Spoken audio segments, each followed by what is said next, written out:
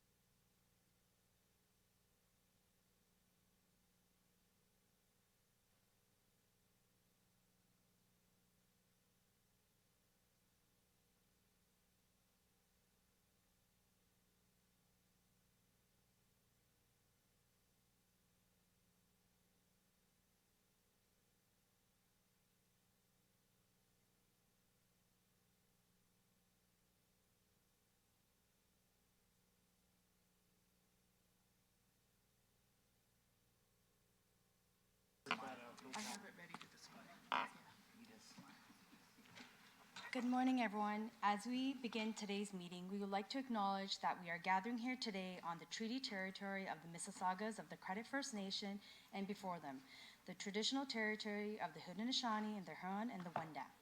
We also acknowledge that many First Nations, Métis, Inuit, and other global Indigenous people that now call Brampton their home. We are honored to live, work, and enjoy this land. Good morning and welcome to meeting of Brampton's Committee of Council. Madam Clerk, are all members present today? Through the chair, all members are present. Councillor Fortini and Councillor Paleshi are online. Councillor Medeiros was online but has just dropped off. Hello, I'm here. Thank you. Perfect. Thank you. Everyone is here. Thank you, Madam Chair. Our next item is approval of the agenda. Does any member wish to add a business item to today's meeting? Seeing none, we have a motion moved by Councillor Tour to approve the agenda. All in favor? All opposed? Thank you. The motion carries. Do any members have a declaration of pecuniary interest under the Municipal Conflict of Interest Act for any matter to be considered on today's agenda? Seeing none, the clerk will so note for the meeting minutes. Sorry, Yes. just through the chair, there was one added delegation last evening. We have the, as of right, added delegation 6.6 from Sylvia Roberts in relation to item 12.2.3 staff report regarding the budget amendment and request to begin procurement of the demolition of downtown city properties in Ward 1. Perfect. Thank you. Committee, as a part of our consent motion, I will read each agenda item that is subject to consent motion, and any member may verbally identify the item to be held for debate during the meeting. Any item not held for debate will be considered as a part of the consent motion and voted on for approval. I will start reading the relevant agenda items, and members can identify any items to be held for debate. 9.2.1 Staff Report regarding Information Report to Council, Proposed Pilot Project Driving Instruction Zones on City Property. Hold. Held by Deputy Mayor Singh. 10.2.1 Staff Report regarding 2023 Economic Development Investment Attraction and International Relations Update. Hold. Held by Councillor Tour. 10.2.1, staff report regarding budget amendment attracting international entrepreneurs to the city of Brampton. Hold. Held by Councillor Tour and, okay, Tour.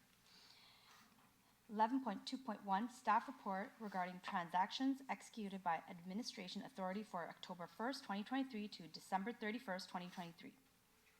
In consent. 11.2.2, staff report regarding request to begin procurement professional real estate appraisers and surveyors for 1 year period. In consent. 11.2.3, staff report regarding status of general accounts receivable. In consent. We have a public delegation related to 11.2.1, staff report regarding 2024 user fees housekeeping updates. 11.2.5, staff report regarding request to begin procurement backup storage. In consent. 11.2.6, staff report regarding Women's Advisory Committee, held by Councillor Santos. 12.2.1, staff report regarding traffic bylaw 93-93 administrative update. In consent. 12.2.2, staff report regarding request to begin procurement for engineering services for Clark Boulevard extensions from Rutherford Road to Hanson Road South and Eastern Avenue widening from Hanson Road South to Kennedy Road, Ward 3. In consent. 12.2.3, staff report regarding budget amendment and request to begin procurement and demolition of downtown city properties, Ward 1. There's a delegation related to 6.6. 12.2.4, staff report regarding request to begin procurement for traffic camera and automated speed enforcement programs. Held by Councillor Santos. 12.2.5, staff report regarding budget amendment and request to begin procurement for interior renovations to 175 Sandalwood Parkway, Ward 2. In consent. 12.3.1, minutes and Environment Advisory Committee, February 6, 2024. In consent. 12.3.2, minutes, Brampton School Traffic Safety Council, February 8, 2024. In consent. 15.1, open meeting exception under Section 239(2)H of the Municipal Act 2001, information explicitly supplied in confidence to the municipality or local board of Canada or by Canada, a province or territory, or a crown agency of any of them. In consent. 15.2, open meeting exception under Section 239(2)B of the Municipal Act 2001, personal matters about an identified individual, including municipal or local board employees. In consent. 15.3, open meeting exception under... Hold, I guess, because it's an update. Okay. Held by Deputy Mayor Singh. 15.4, open meeting exception under 239(2)K of the Municipal Act 2001, a position, plan, procedure, criteria, or instruction to be applied to any negotiations carried on or to be carried on by or on behalf of the municipality or local board. In consent. The clerk will now summarize those items held by members for consideration. Yeah, that's a hold too. 15.4, Yeah. held by Deputy Mayor Singh. Thank you. I have a question. Deputy Mayor Singh? Sure, I didn't hear, was 9.2.2 held? Yeah. I did not. Yeah, it wasn't called out, right? It Yeah, was not that's what I thought. Yeah, please hold. 9.2. Madam Clerk, is that 9.2.2? Okay. So through the chair, the items being held include the following. Items 9.2.1 held by Deputy Mayor Singh. Item 9.2.2 held by Deputy Mayor Singh. Item 10.2.1 held by Councillor Tour. Item 10.2.2 held by Councillor Tour. Item 11.2.4 was held as it relates to a public delegation 6.1. Item 12.2.3 is, 11.2.6 was held by Councillor Santos. Item 12.2.3 was held as it relates to an added delegation 6.6. Item 12.2.4 was held by Councillor Santos. Item 15.3 was held by Deputy Mayor Singh, and item 15.4 was held by Deputy Mayor Singh. Thank you, Madam Clerk. I have a motion moved by Deputy Mayor Singh to approve the consent motion. All in favor? Thank you. The motion carries. There are no announcements for today's meeting. So our first delegation item is 6.1. Possible delegations regarding proposed amendments of user fee bylaw 380-2003 as amended, housekeeping amendments. Is anyone present today who would like to delegate to council on this item?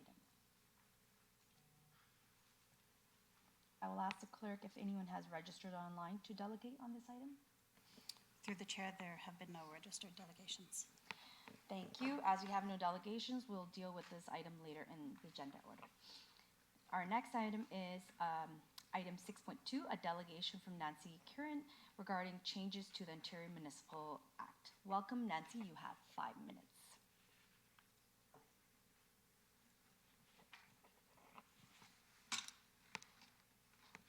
So through the chair, Nancy will be joining us online.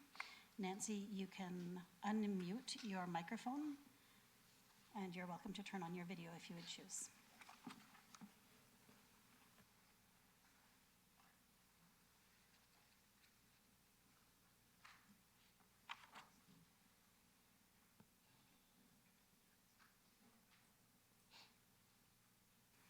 I'm sorry, I no longer see her online.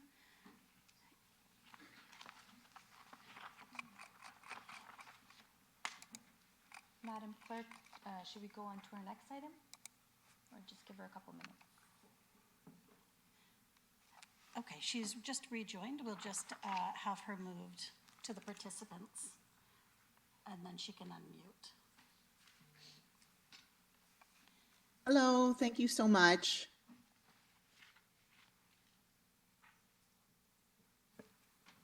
Hi, Can you Nancy, hear me? please go ahead. Yes, we can hear you.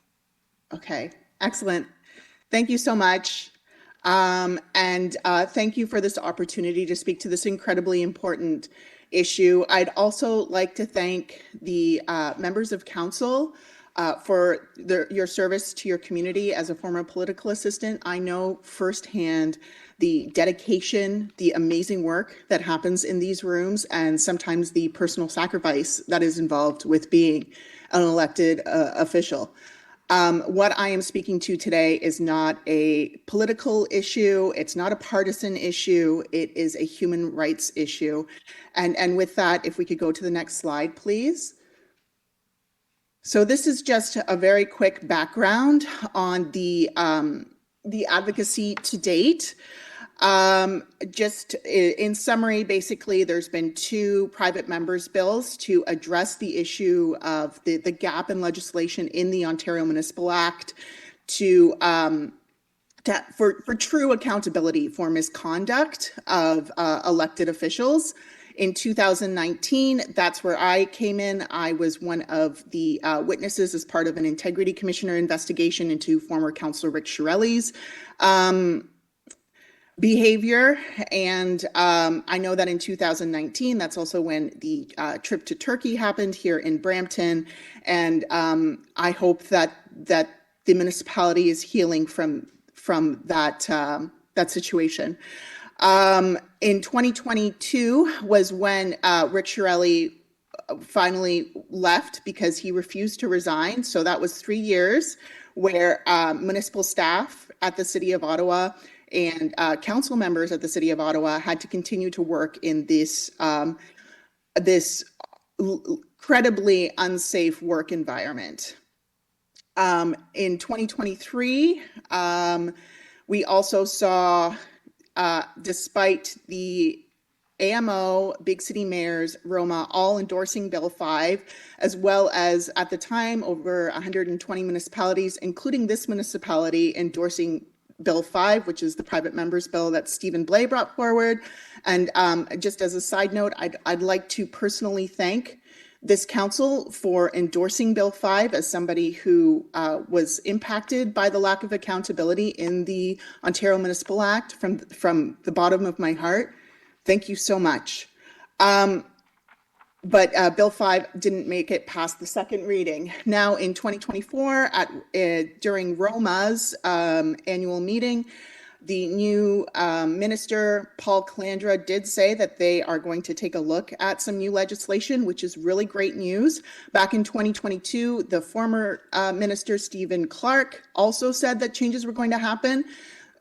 So I really hope that this time they will come through with their word. But until we see new legislation that is signed, sealed, and delivered, I'm going to continue this advocacy work. If we can move on to the next slide, please. Part of my frustration in all of this is there is this idea that the ballot boxes should make the decision. And I just want to point out that there are ways for councillors to be forced to vacate their seat between elections, including if they miss 3 months of council meetings, or if they decide to move out of the jurisdiction that they or their spouse doesn't own or rent a location in the jurisdiction of that municipality, they can be forced to vacate their seat for that. But in terms of for misconduct, this is the standard. If we can move on to the next slide, please. So it has to do with the Ontario Municipal Elections Act, and basically they no longer have to be able to vote, which means they have to be sentenced to imprisonment. So anybody who is in a position of power, that's an elected official, they not only have to be charged and convicted, but they also have to be sentenced to jail time. And in the little black box at the bottom of the screen there, you'll see how likely that is, which is very unlikely. So basically, the way that the Ontario Municipal Act is written right now in the Ontario Municipal Elections Act, elected officials that are perpetrating violence, harassment, bullying, basically have a carte blanche because of the way that the standard that is currently set for them. If we can go to the next slide, please. So I'm asking for your help to continue pushing forward and to write a letter to the government saying that you are you support changes to the Ontario Municipal Act that are in line with what AMO has been recommending, as well as the City of Toronto. The Integrity Commissioner there put out their own report for the City of Toronto Act. And I think that there's a lot of great insight in there. If we could go to the next slide, please. So the AMO recommendations here, there's some really great information around training for integrity commissioners, being able to unseat, like force somebody to vacate for bullying, harassment, discrimination, and also not allowing them to run in the next election. If we could go to the next slide, please. The Toronto Integrity Commissioner also has a lot of similar recommendations to AMO, but one thing that I'd really like to highlight is one of the final ones. These cases should not be debated and decided at council. I think what the current system does is it create an HR issue is turning into a political issue. Just a couple of weeks ago in a small northern Ontario town called Cochrane, which is a population of 5,000, there was a mayor who was found to have bullied and harassed 2 senior officials, and it turned into this whole spectacle. And now two senior level municipal employees, one of them is on medical leave and one of them actually resigned due to the toxic work environment. And I don't think that's right. They were just trying to do their job, and they deserve a workplace that's free of harassment. I think that this needs to change, and it needs to change now. The trauma of having that abuse and harassment is bad enough, but the current system, the way that it works, is traumatizing in and of itself. So I really hope that the people in Cochrane have their support system around them and that they're doing okay. If we could go to the next slide, please. So if you could please send a letter of support to the Premier of Ontario, to the Minister of Municipal Affairs and Housing, and the Associate Minister of Women's Social and Economic Opportunity, as well as your local MPP, which I think is the same. If you could please do that, I would greatly appreciate that. And for the final slide, please. I'm just going to leave this is an excerpt from the Integrity Commissioner's report out of Toronto that really, I think, encapsulates my whole presentation in just a few paragraphs. So thank you so much for your time. I really appreciate it. And I hope to get your support today. Thank you, Nancy, for your delegation. We have Councillor Vicente on the board. Thank you very much, Madam Chair, and thank you, Nancy, for your delegation to us here today. As you mentioned, two very good cases that have been on the minds of municipal leaders around the province. I sit on the AMO board on behalf of Peel Region, and this has been an issue of great discussion at AMO with respect to how it is that we could do this type of work, particularly what role the local area council may have in terms of having the member cited for having broken the code of conduct and having their office removed from them. I know that the province has looked at different options, but they haven't settled on exactly how that mechanism would work and who would be responsible for making the final determination on the member who is removed from office. But we here at this council have supported this this idea before, that if you break the code of conduct, whether it's harassment or other matters, and you cited two very clear examples that have happened in the past that have caused great consternation for the councils there, including this one. We support this, and we would be very happy to have that letter written to support this and to ask the minister to accelerate this process and to get legislation into power, into force. So thank you very much for your delegation. That would be my ask of staff, that we come back with correspondence on behalf of the mayor and this council to the Minister of Municipal Housing and Affairs. Thank you, Councillor Vicente. Thank you. Councillor Medeiros.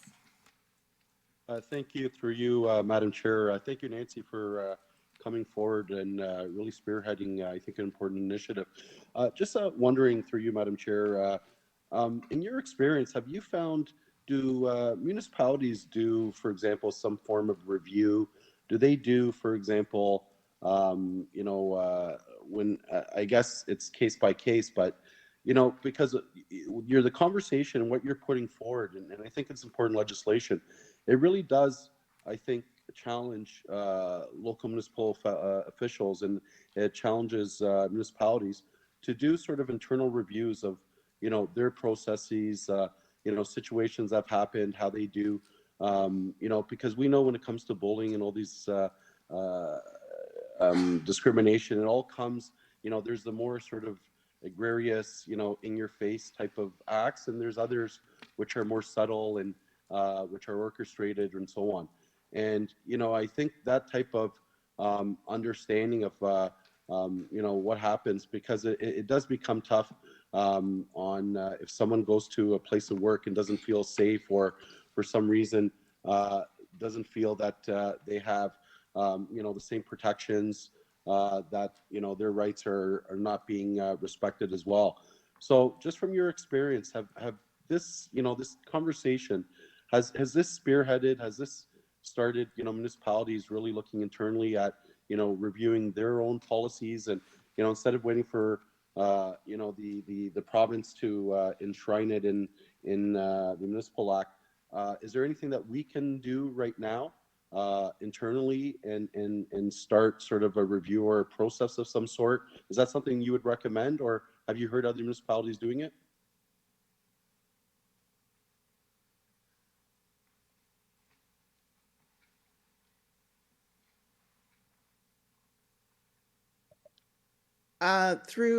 Was that directed at me? Yeah, yes, please, yeah. Yeah, okay.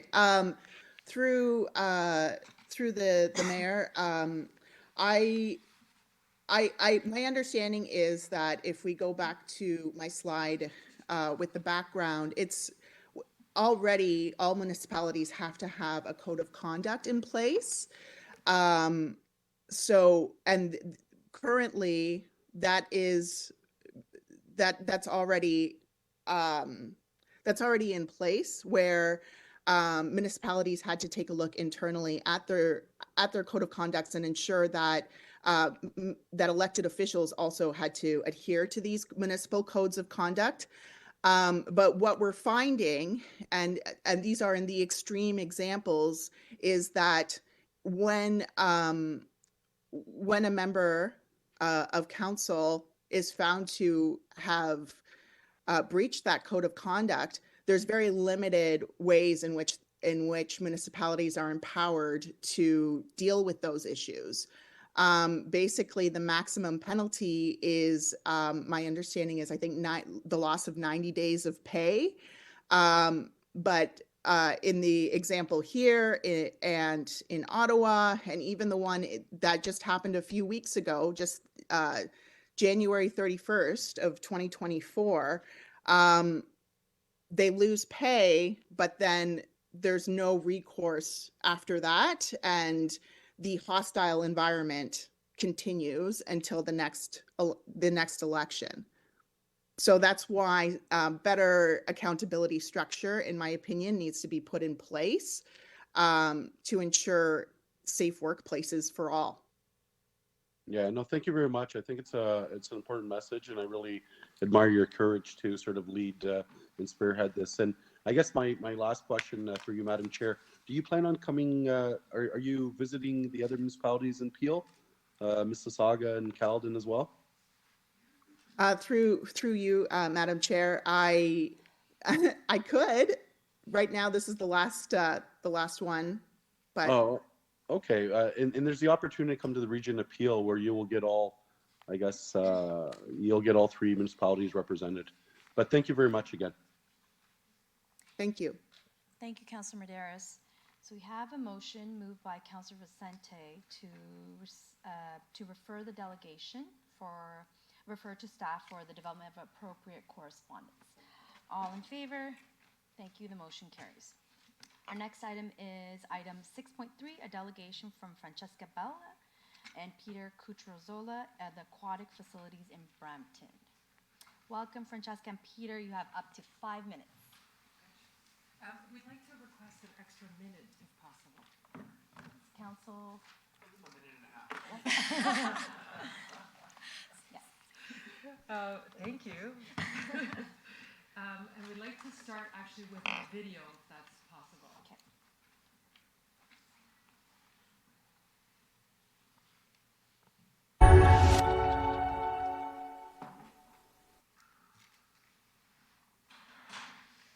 If you died tomorrow, have you achieved your dreams? Have you done everything that you wanted to do in this life to this point? I never dreamed about one day winning a gold medal. I was just taught that whatever you do, you give your best effort. Whether you have a disability or not, the self-esteem, the empowerment that you get from being involved in sport can transform somebody's life.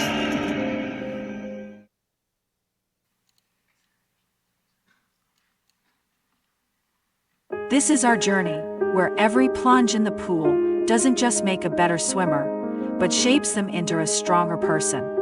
With every stroke cutting through the water, our youth is carving their way to resilience and discipline. Sharing the lanes with club mates fuels competition and is the beginning of lifelong friendships built on collaboration and mutual respect. We raise champions in the pool, but more importantly, we raise champions in life, helping each swimmer to shine, both in and out of the water. That's why we are more than just a swim club. We are an anchor in our community, nurturing future leaders with the values of commitment, discipline, excellence, and camaraderie.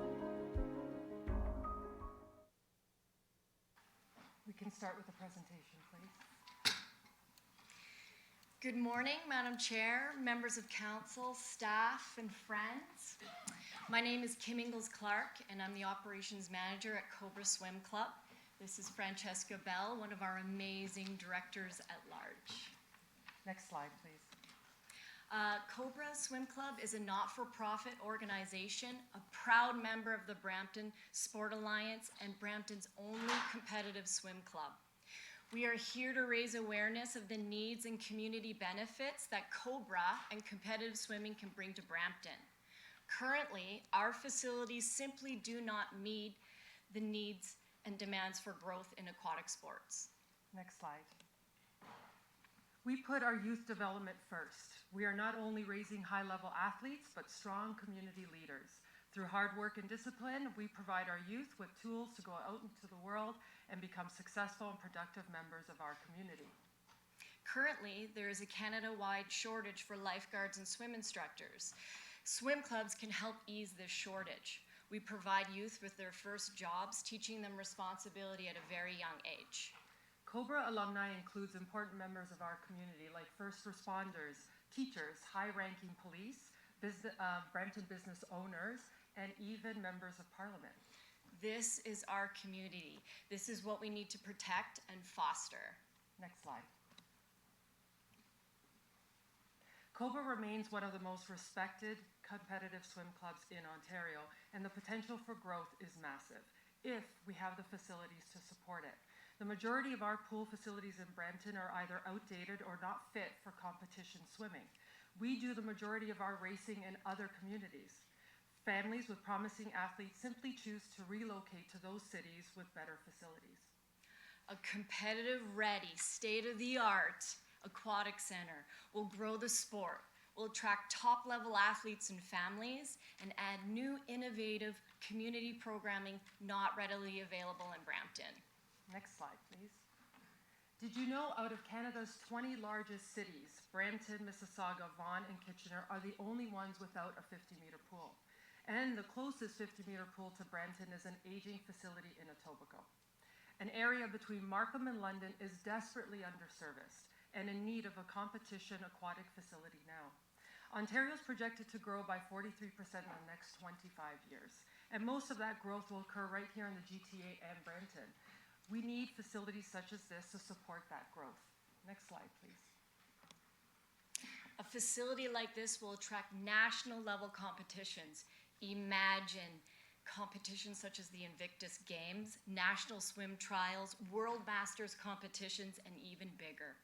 This facility would boost local economy, raise Brampton's image nationally and beyond, and be a legacy project that offers new programming, jobs, and other opportunities. Next slide, please. We ask you to maximize the potential of existing plans and facilities. 1, include the necessary aquatic sport design elements for Embleton Pool. 2, an aquatic center with a 50-meter pool. With your support and advocacy, we can approach federal and provincial governments for funding into a legacy project here in Brampton. And 3, add improvements for McMurtry Pool into the existing master plan. There's great potential at this location for Cobra and other community not-profits. Next slide, please. We see this proposal as a win-win for both the community of Brampton and aquatic sport. Next slide, please. Thank you very much for your time. Thank you, and my apologies, welcome Kim. If I said that. She doesn't look like Peter? And thank you so much for bringing this to our attention. You know, Cobra Swim has been amazing. We've seen the talent that's come out of Cobra Swim, and Councillor Palashi, we've also spoke about this, how much talent that comes out of Cobra Swim and it contributes to Brampton. But I'm gonna let Councillor Palashi take the floor from here. Councillor Palashi. Thank you, Madam Chair. Thank you so much for your delegation. Always been a huge supporter of Cobra. Having friends growing up, they were always in competitions with Cobra. James Reed, Natasha Reed, who actually met at Cobra, then married, have kids, live in Brampton. And now their kids are swimming at Cobra. Absolutely, yes. Fantastic individuals. Love them so much. So anything I can do to help support Cobra, I'm always there for you. I'll refer it once some members have spoken back to staff.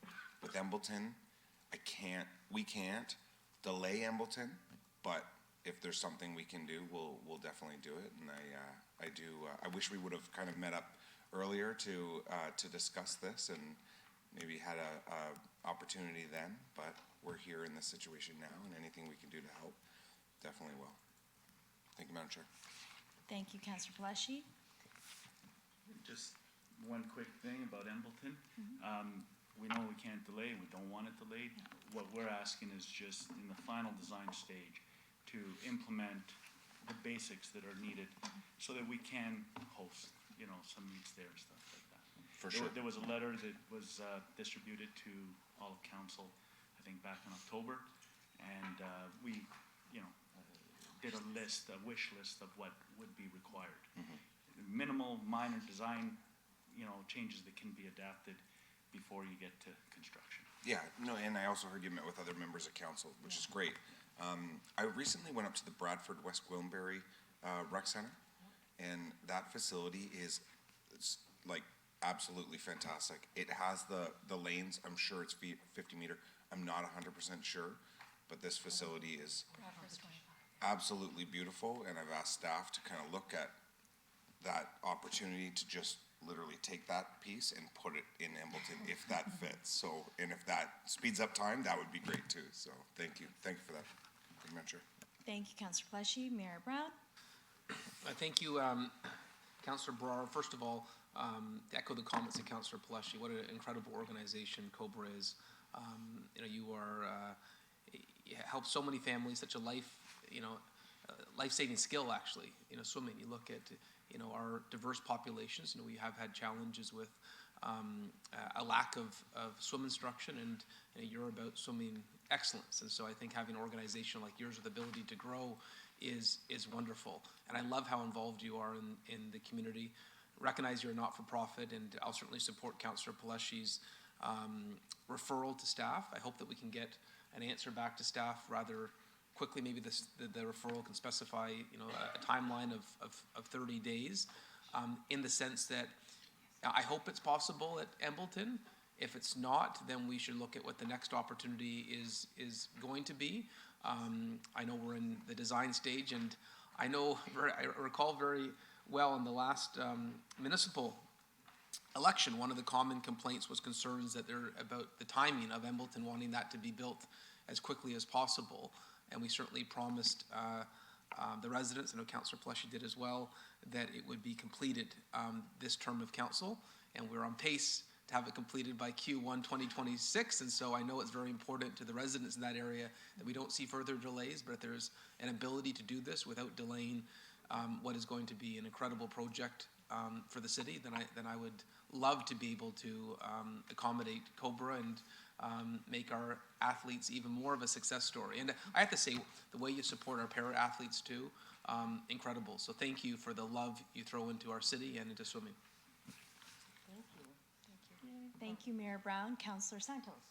Thank you, through you, Madam Chair. Thank you to Cobra for coming in to delegate. I think we met with Councillor Brar and the Cobra folks a few months ago, and we had a similar discussion about Embleton. And to echo the priority of making sure that Embleton gets built in time, we spoke about that in our briefing meeting as well. That being said, I know that you had a list of things that you wanted accommodated perhaps at Embleton.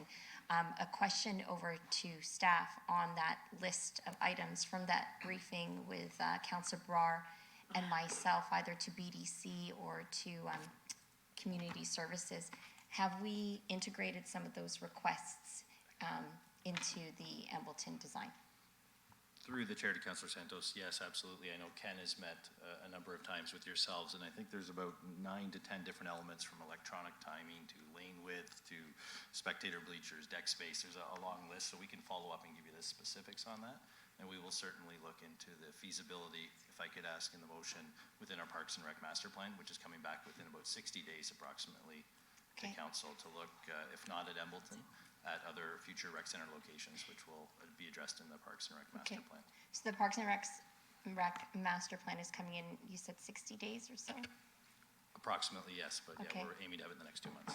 And so I guess in terms of the list that you had asked to have integrated in Embleton, staff are already working on that as part of the design of the building. But in terms of some of the other considerations you're asking of council, I think staff will then address that in the updated Parks and Rec master plan. Okay? Great, thank you, and I support the referral.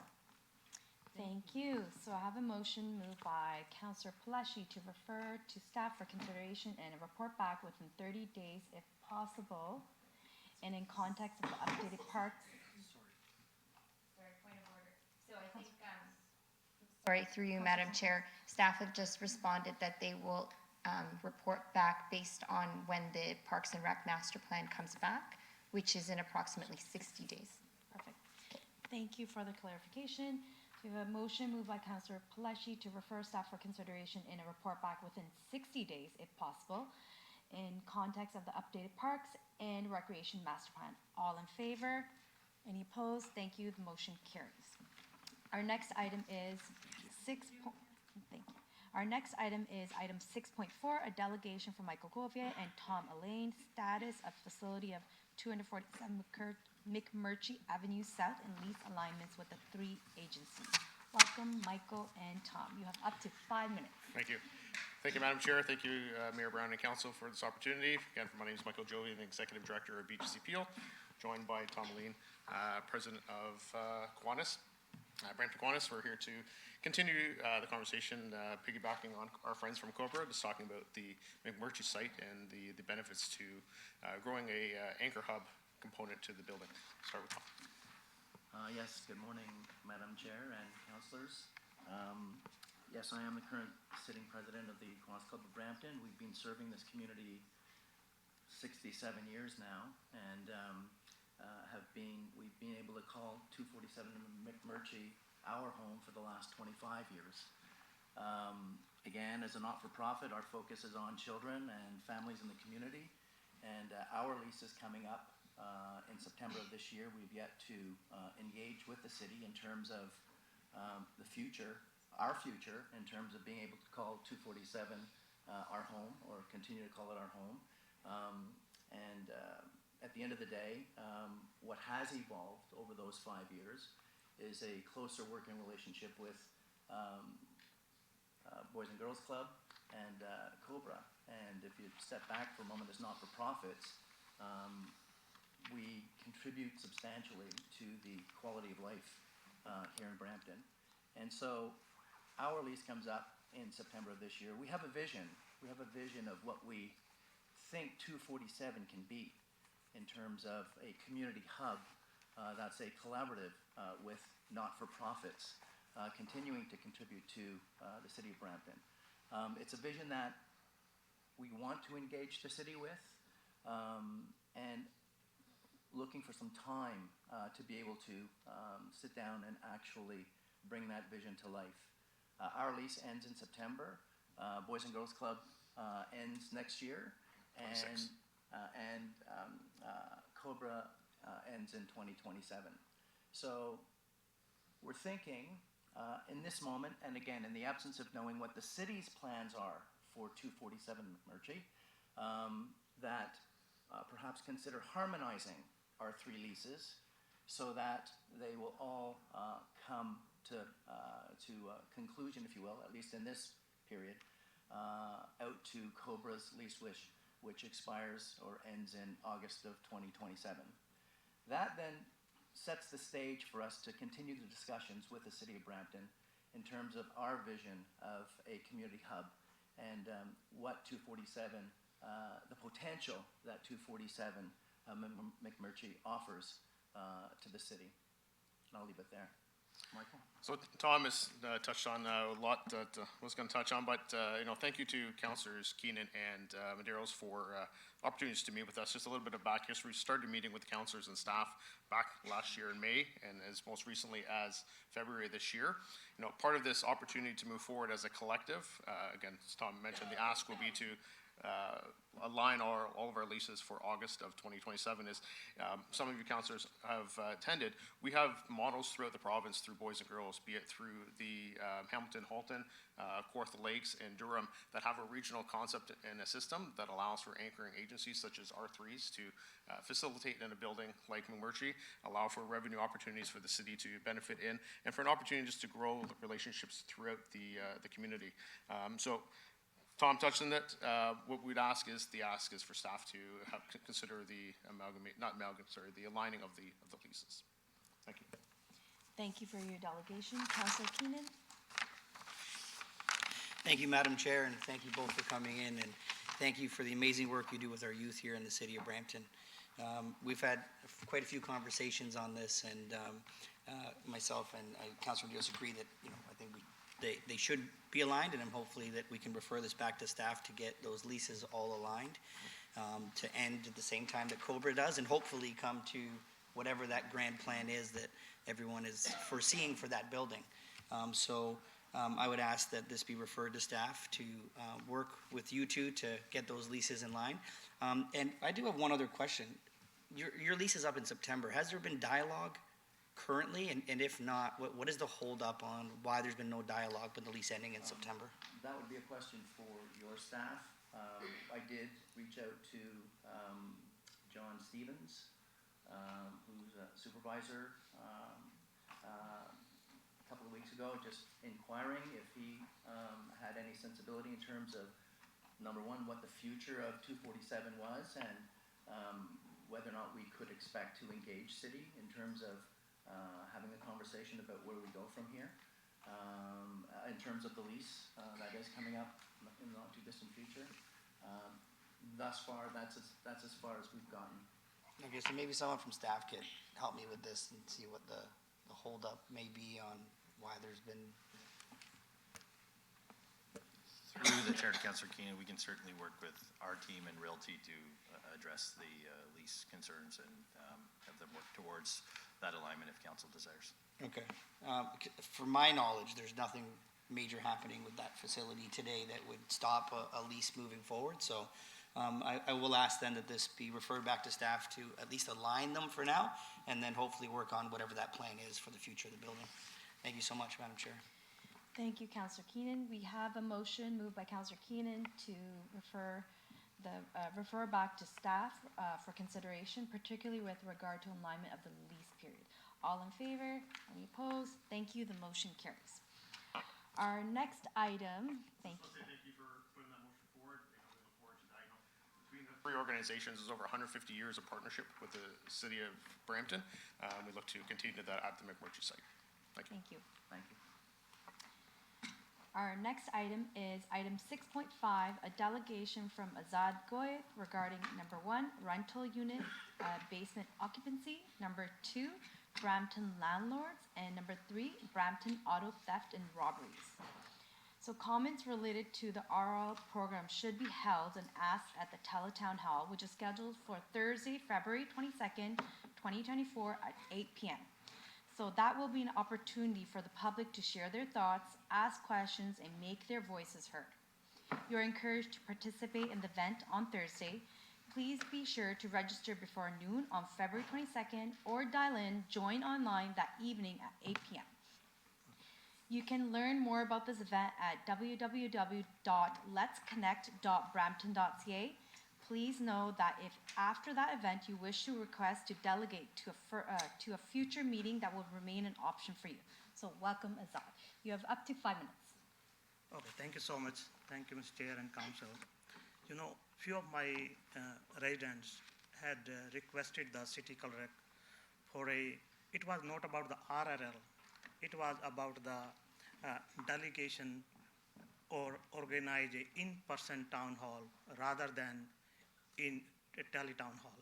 So their delegation was denied by the city clerk. This is not right. They might have given the opportunity to come if and considered in before of the council, and because many times the last minute agenda is added in the meeting. So they were refused their right to delegate, And I want to raise some points which they want to discuss in that one.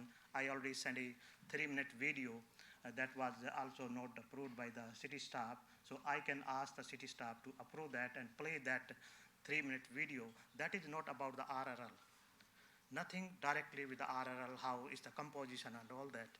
That was about to hear the concern of the resident in person. Because that Delhi Town Hall is not a two-way communication. It's a generally one-way communication. It is totally scripted speeches, and the questions are asked by the city staff. Okay, yes or no, press 1, press 2, press 3. No, this is not the right way. Anything, when we have some concern, that can be resolved only and only by a two-way communication and organized by a in-person town hall meetings. So I urge the city council, apart from this Delhi town hall meeting, we are ready to organize a in-person, face-to-face town hall meeting, and city can book a venue where the large number of people can be accommodated, like a city hall. Sometime in the delegation time, this all flooded. So I urge the city council to book the Brampton Soccer Center, and we want to organize the town hall on this matter, because 1 hour Delhi town hall is not enough to hear the concern of the residents. We have the population of 750,000 plus in Brampton. So why don't we hear the concern from all the residents? So that was the delegation requested by few residents. That was denied by the city clerk. This is not acceptable for the residents. They might have given the opportunity. So that was the concise form that what they want to say. If the city council agrees, you can play the 3-minute video that was sent by me and the other intended delegates to request the in-person town hall meeting. That was nothing about the RRL, its composition, nothing like that.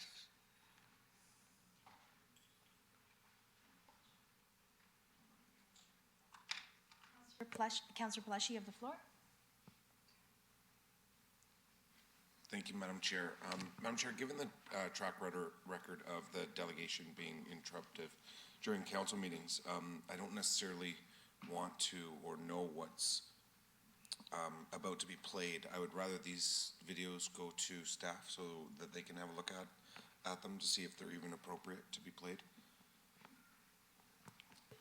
Through the chair, there was a video submitted yesterday afternoon. We've requested the video in an alternate format, which hasn't been received. So we will not be playing the video today. Okay. So that's all video. There are 3 different items that were received in this delegation request, so each item gets 5 minutes. So this was the first item. There's still 2 more items with 5 minutes each. And they're videos. They are not videos. There are no videos from this delegation that were received in the correct format. Okay, great. No videos. Thank you, Madam Chair. Thank you, Madam Clerk. So we can go on to our next item. Thank you for your delegation. Number 2, Brampton Landlords. Okay. This was my request, not my delegation, because my delegation has not started. My delegation was 25 students in a basement. That was before I requested, because their residents' democratic right was refused by the city clerk. They intended to be present at the city council and request the in-person town hall. That was not my delegation. That was the request by the resident, including myself, to include the video. My first delegation will start now. Thank you, Azad. Madam Clerk, procedurally, are there only 2 options when we are receiving and referring delegations? Is that correct? Through the chair, that is correct. There's 2 options. So by law procedures, we can only receive or refer. So receive or refer. Okay. So I think we all understand that public engagement is very important. We are having the Teletown Hall tomorrow, tomorrow at 8 PM. And I think it's important for our residents to also have that equal opportunity, whether it's online or in person. But I think there will be a report coming back to council, and I think that would be appropriate time to bring up an in-person town hall meeting. And I know council members have spoke about having a town hall in person also in previous committees of council.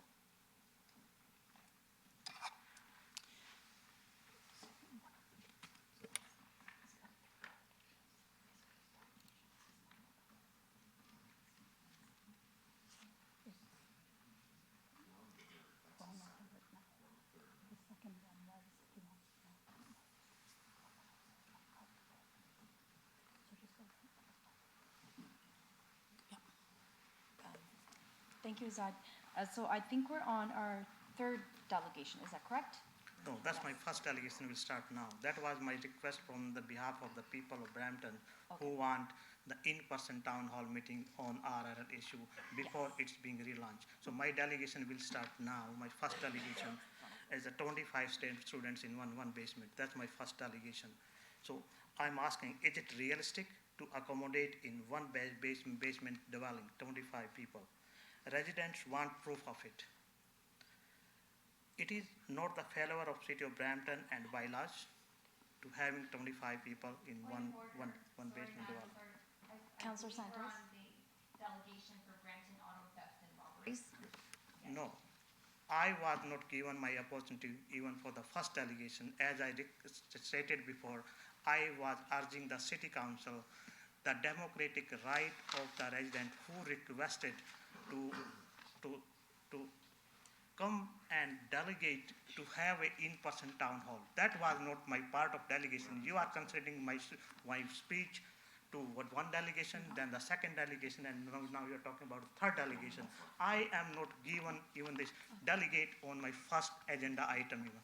Okay, maybe I can, Madam Clerk, can we just get some clarification? Yes, through the chair. So the delegation request form had 3 items on it. The first one was residential unit or rental unit basement. You used the first delegation to ask for a public meeting. No. We moved on to the second item, which was related to Brampton landlords. And during that 5-minute delegation, you spoke a little bit about the rental unit in the basement.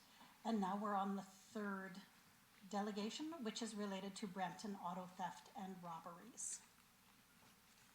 No. And you have roughly 3 minutes left. From Ms. Chair, that was my request. I'm saying again and again, that was request. The democratic right was refused for the resident. My delegation has not started even. I have not given the opportunity to talk about the 25 students in one basement. People want to know. So I want to delegate. You should hear that. We are the resident of Brampton. So maybe we should be given 5 minutes each on each agenda, and my agenda item will start now. So maybe I can kind of help you. Let's move on to the next topic so then we can have that clarification, because I don't want you to keep talking about, I know we spoke about the in-person town hall meeting, and I think Madam Clerk explained we can only refer or receive, and I think bylaw procedures, we have to move on to the next delegation procedurally. So let's go on to the next one and then go from there, because I know I understand what you're talking about, but I think let's go on to the next one so we can move on. So which agenda you want me to start? You want me to start with the Brampton landlord or slum? That's correct.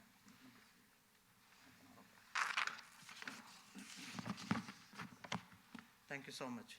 It is slum landlord is an appropriate word to refer to Brampton resident. How you feel comfortable to give a blanket statement to put all Brampton residents. Have you proven them guilt without knowing the proof? The people who are protesting. We're on Brampton auto thefts and robberies. That's your delegation.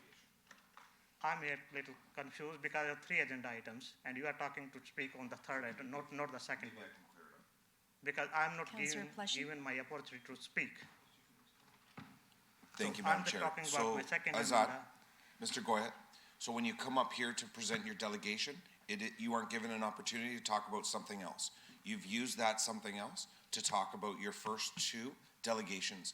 You're on your 3rd delegation with approximately 3 minutes left to talk about Brampton auto thefts and robberies. If you continue to talk about something else, I'm going to call point of order and ask for you to be removed from the delegation. Thank you. Thank you so much. Okay, my third delegation, I want to say Brampton auto theft. Brampton residents are suffering a lot. I got a call from one of my friends yesterday that she finalized a car, Lexus, but she didn't finalize it because she was scared it will be stolen. So Brampton is in very bad shape. Who is responsible for that? We are saying the ports are not safe. Yes, ports are not safe. We don't have the enough CBSA officer there.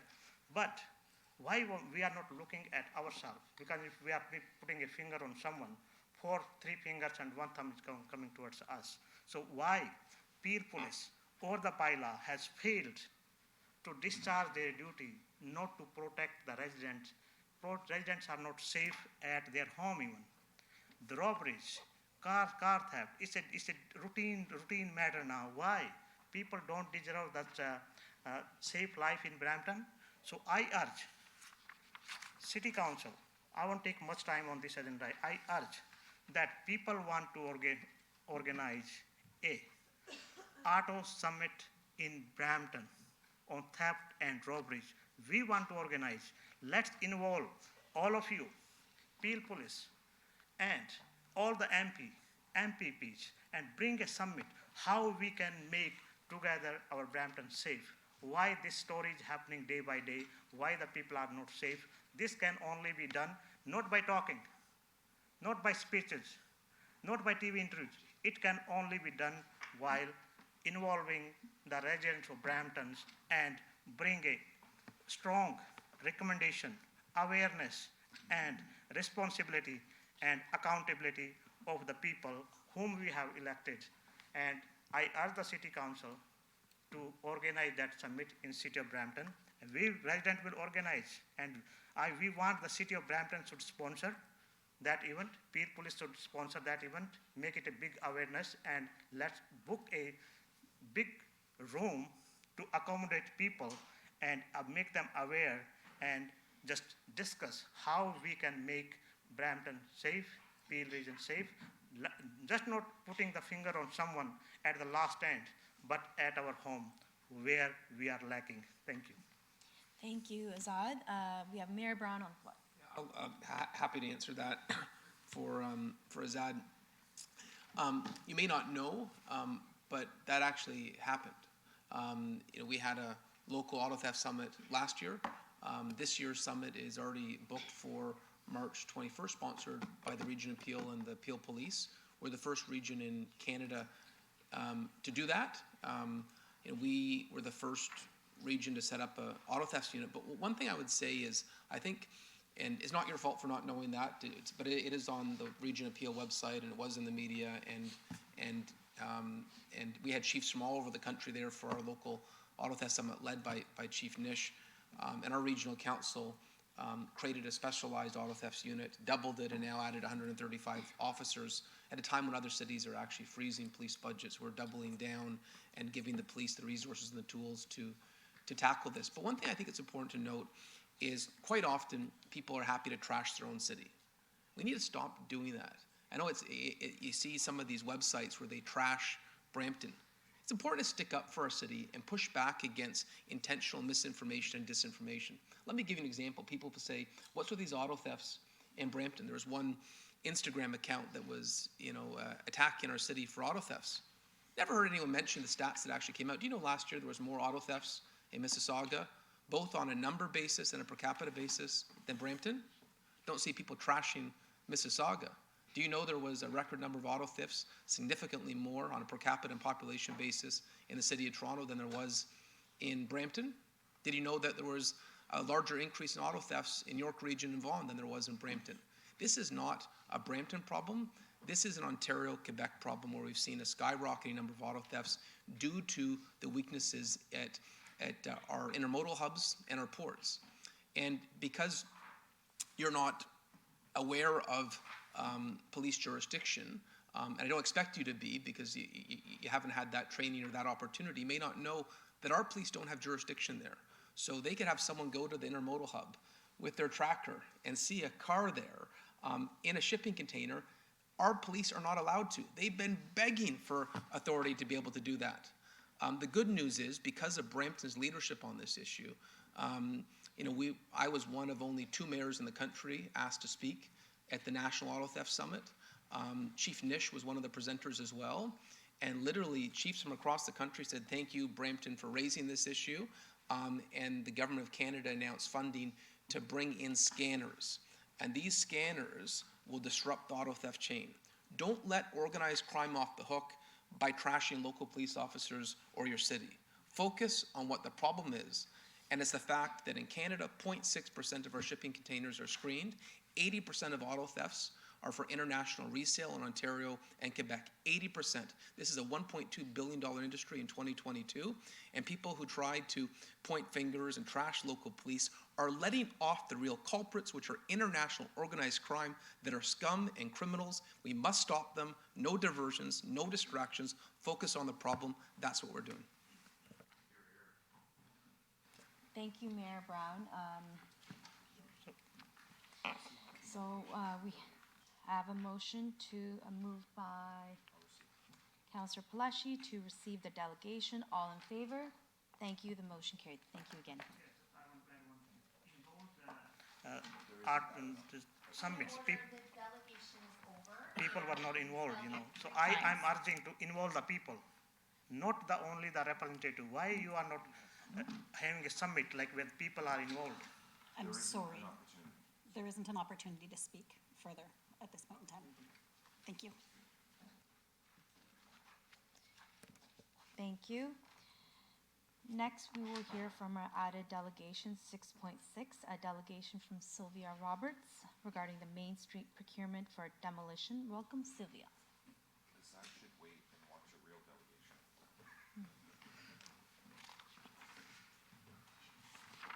And you have up to 5 minutes. Hello, my name is Sylvia Roberts. I'm a resident of Ward 3, and as someone who spends a significant amount of time in the downtown, the demolition of this block is of interest to me. The provincial government has announced that they want to get the Hazel McCallion extension to downtown Brampton done. And if you'll recall, the tunneled option for the LRT happens to have a station proposed almost exactly right between the intersection of Theatre Lane, and then it would have the exit south at where Algoma is, was priorly the CIBC building, so it roughly spans the exact length of the block that staff's proposing to demolish. When you're doing a tunnel, there's a gigantic amount of dirt that needs to be removed, which means you're going to need a pit somewhere in the downtown. As these buildings are, many of them are in extremely structurally poor shape, it makes sense by itself to recommend demolition of that. I talked to residents, some of the people on the Heritage Board, and a lot of people are very attached to it. And I understand that. There's a lot of things that about these buildings are significant for many people.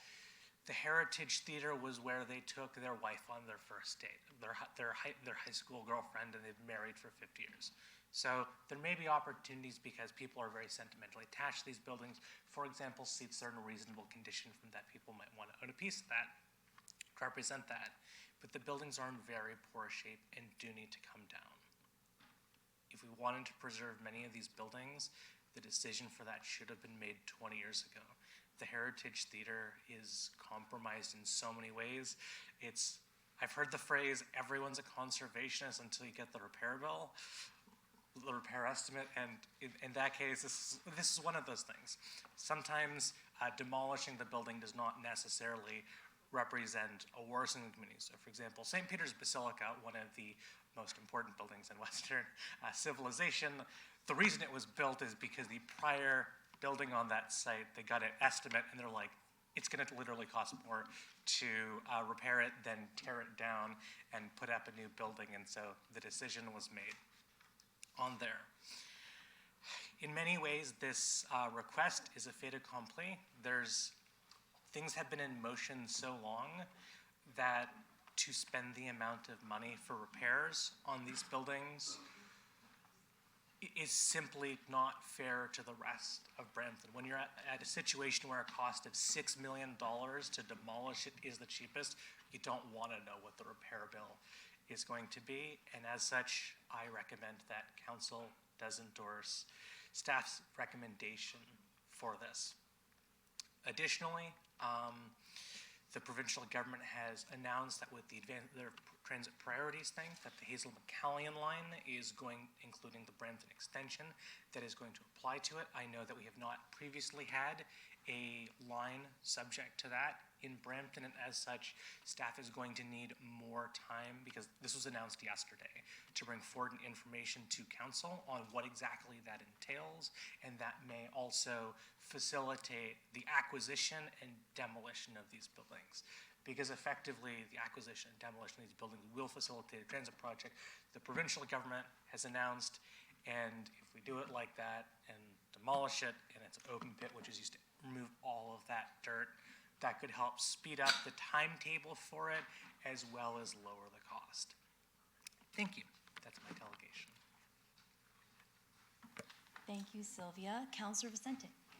Yeah, thank you very much, Madam Chair. Agree with you, and happy to move receipts of your delegation. Well done.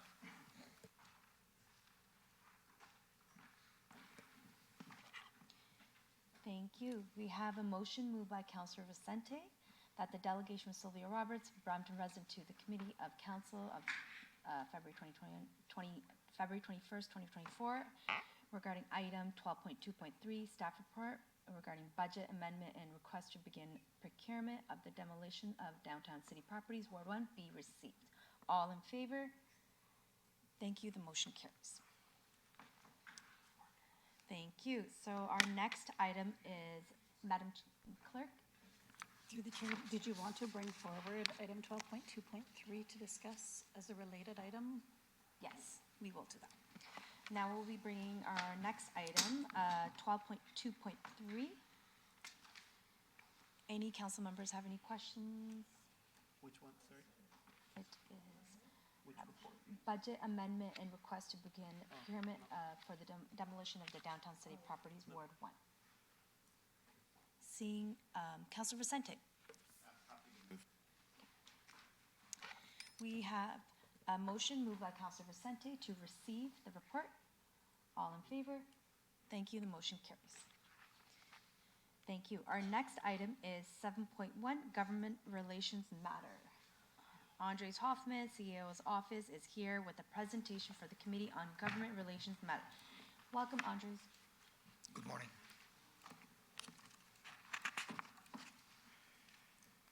Through the chair, I'll begin today's update with regional matters. We can move to the next slide, please. You can skip to the next slide. Thank you. First, we have an item 17.1, which is Mental Health Promotion in Schools, Public Health Program Update. This report provides an update on a school health program, which delivers programming to schools that both directly and indirectly promote student mental health and well-being. City staff have participated in the Peel District School Board mental health advisory meetings during community consultation phase for community and faith leaders. At the same time, city's advocacy efforts on healthcare include the need for adequate youth mental health supports, including in school settings. Next slide, please. Item 17.2 is related to the previous agenda item, and it is an update on supporting child and youth mental health services in Peel. It speaks to work to strengthen collaboration and partnership to support child and youth mental health in the region.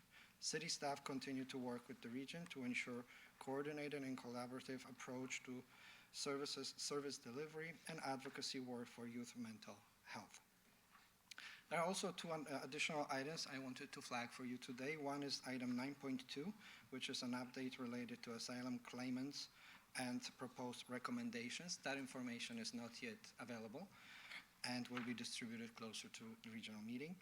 And next, the other item that I wanted to also flag for you is item 13.1, proposed resolution in support of a review of provincial municipal fiscal relations.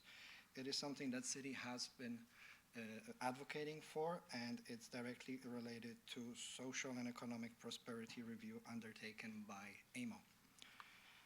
We can move to the next slide. Moving on to provincial matters, the government has announced changes to the environmental assessment process to make it easier and faster to build key infrastructure. The province is moving to a project list approach, which is to bring Ontario in line with jurisdictions such as federal government, Quebec, and British Columbia, while listing the types of infrastructure projects that will still require a higher level of environmental assessment. These changes will come into effect February 22nd. At the same time, the government has also launched a consultation on a new streamlined process for certain municipal water, shoreline, and sewage system projects.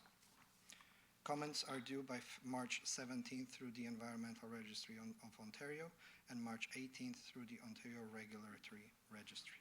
Next slide, please. The provincial government has also announced that it'll introduce a legislation that would, if passed, ban tolls on provincial highways, including Don Valley Parkway as well as Gardiner Expressway. The province is also proposing to make the current freeze on driver's license and Ontario photo cards fees permanent. Furthermore, the government is also proposing to automate the license plate renewal process starting this summer. These changes are only a few examples of legislative changes that are part of Bill 162, Get It Done Act, introduced just yesterday. Given the size and scope of the bill, staff are taking a deeper dive to identify any additional relevant changes and impacts to the city or broader municipal sector. Next slide, please. On February 12th, the province has released 2023-24 third quarter finances. As per the update, the provincial deficit is less than projected in 2023 fall economic statement, with slightly higher revenues. The next fiscal update from the province will be part of the 2024 budget, which is anticipated by the 31st of March. Next slide, please. Another update includes a Canada-Ontario $3.1 billion agreement to enhance healthcare, focusing on increasing access to family doctors, reducing wait times, and expanding the healthcare workforce. Next slide, please. The last provincial update we wanted to bring to your attention is an update about formal announcement of an extension of Hazel McCallion light rail transit line with the Mississauga Loop and expansion into downtown Brampton. The LRT expansion includes a 4-kilometer stretch into downtown Brampton and 2-kilometer loop in Mississauga, aiming to provide faster and more reliable transit options. This announcement is a direct answer to city's ongoing advocacy efforts for completion of Hazel McCallion line by extending it to Brampton GO. It is also worth noting that this LRT project is now part of the priority projects list under the Building Faster Act. Next slide, please. Moving on to federal updates.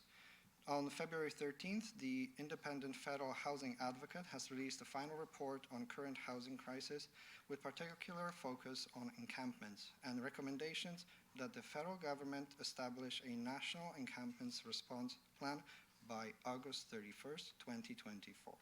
By legislation, the minister responsible for housing is required to respond to the report within 120 days. Next slide, please. On February the 8th, the federal government has hosted a national summit on combating auto theft. As has been already mentioned, the mayor has represented the city during that summit. The summit participants agreed to pursue all efforts to combat auto theft, including examining potential amendments to criminal code to further strengthen the legal framework by reviewing existing offenses and penalties. And as we have already mentioned, the Peel Regional Police will be hosting a local auto theft summit on March 20th. Next slide, please.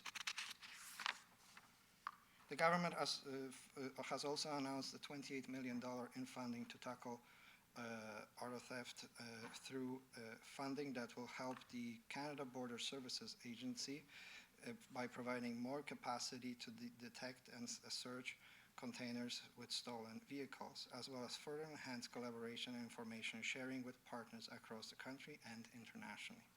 Next slide, please.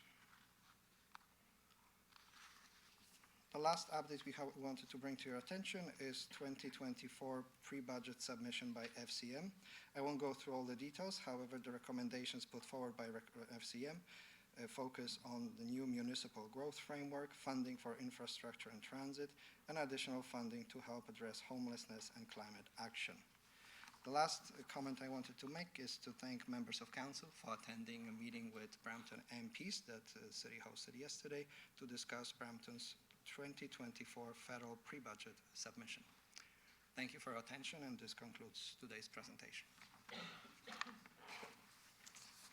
Thank you, Andres. Seeing no questions, I have a motion moved by Councillor Tour to receive the presentation. All in favor? All opposed? Thank you. The motion carries. Our next item is for community services. There is no items on today's agenda for community services section, so I'll just move on to legislative services.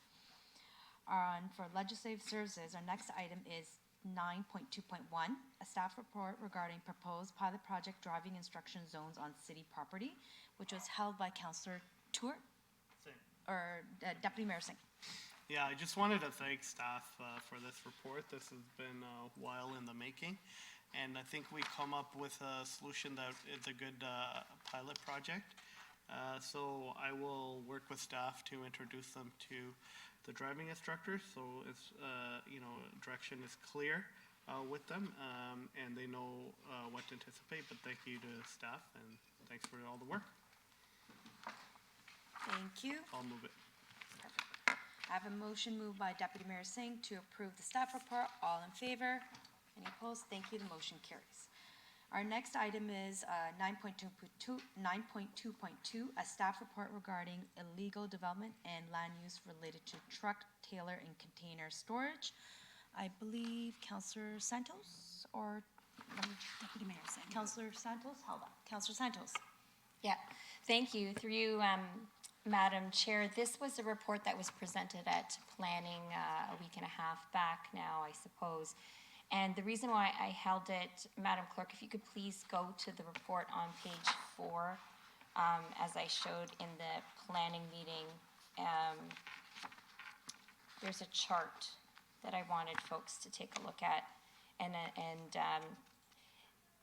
having this task force, and also given all of the other projects that are currently underway in bylaw enforcement, my biggest concern, and in speaking with Councillor Power as well as Councillor Keenan about what's happening with the task force, is that we are cannibalizing some of our resources, or have shifted our resources that we currently have in bylaw.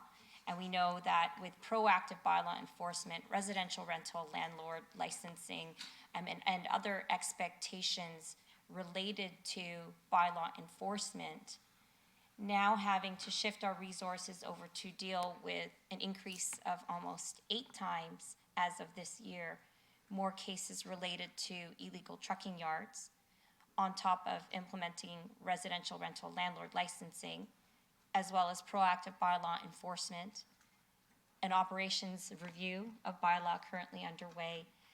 I just think that now is a time that we are, I believe through you, Madam Chair, to staff, we're currently in the process of hiring bylaw officers, correct?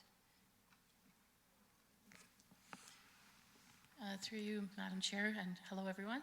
Yes, that is correct, Councillor Santos. The recruitment is underway for a number of positions. Right. Thank you. And so, and welcome, Commissioner. And so because we are currently in recruitment process right now for new bylaw officers, and we're shifting, it looks like based on this report for clarification, we've already shifted existing resources that would be dealing with day-to-day operations, residential rental licensing, as well as proactive bylaw enforcement, including the operations review. We've shifted our existing pool of resources for bylaw officers over to the trucking task force already, correct? Through you, Madam Chair, that is correct. Some existing bylaw officers have been deployed to those special initiatives already. Okay.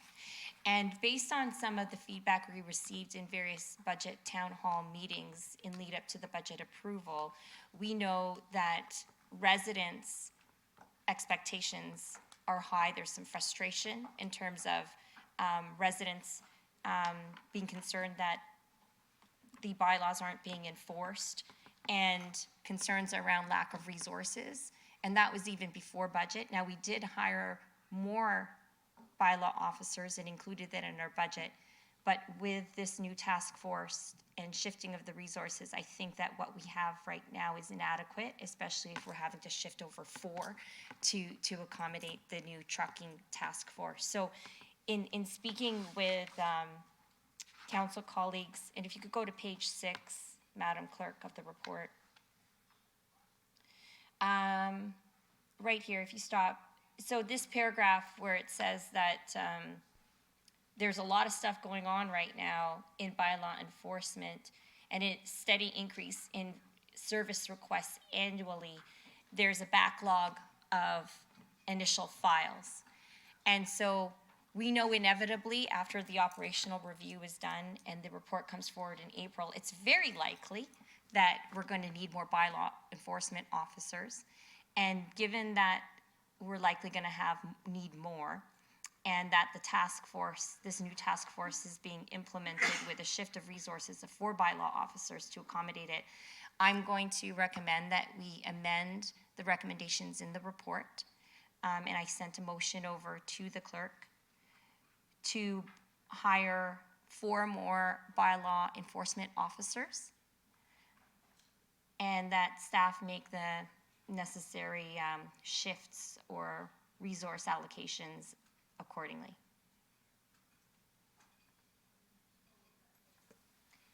Thank And you. I guess what I'm saying, the reason why I put there on a temporary basis for now is because I know that we're doing an operational review.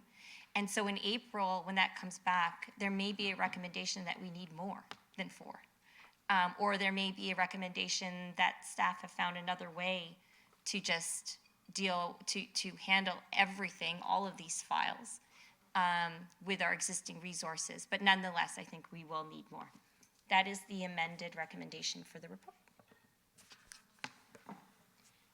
Thank you, Councillor Santos. Councillor Tour. Thank you, through you, Madam Chair. Just want to make a quick comment about the enforcement and the planning piece of it, because I know it kind of goes hand in hand. Maybe if either Commissioner of Planning or Legislative Services can comment on this, on what happens when there's a property that we're taking enforcement action on, but they have an active planning application as well. Yeah, through the chair, certainly if there's an active planning application where the owner's working with the city to try and come into compliance, some members of council will recall we had a workshop a few months ago to talk about this issue with members of the industry, and I would suggest that those notices for order to comply certainly be brought to the attention of planning, so this way planning can communicate with enforcement on the status of that planning application. That's certainly something that's been identified in the report in terms of working on an SOP between planning and enforcement, so that communication continues to be enhanced. Okay, and just to clarify, even for members of the public, what is considered an active application? Yeah, through the chair, excellent question. So an active application would be one that has been formally deemed complete under the Planning Act. So for instance, in many cases, we find owners coming in with a pre-consultation application. Staff will provide comments on the ability for that property to be used for the outdoor storage of trucks and trailers. Unfortunately, in some cases, those owners believe that to be an active application versus an application that many of you have seen that have come before planning committee, whereby you're seeking temporary rezoning or what have you.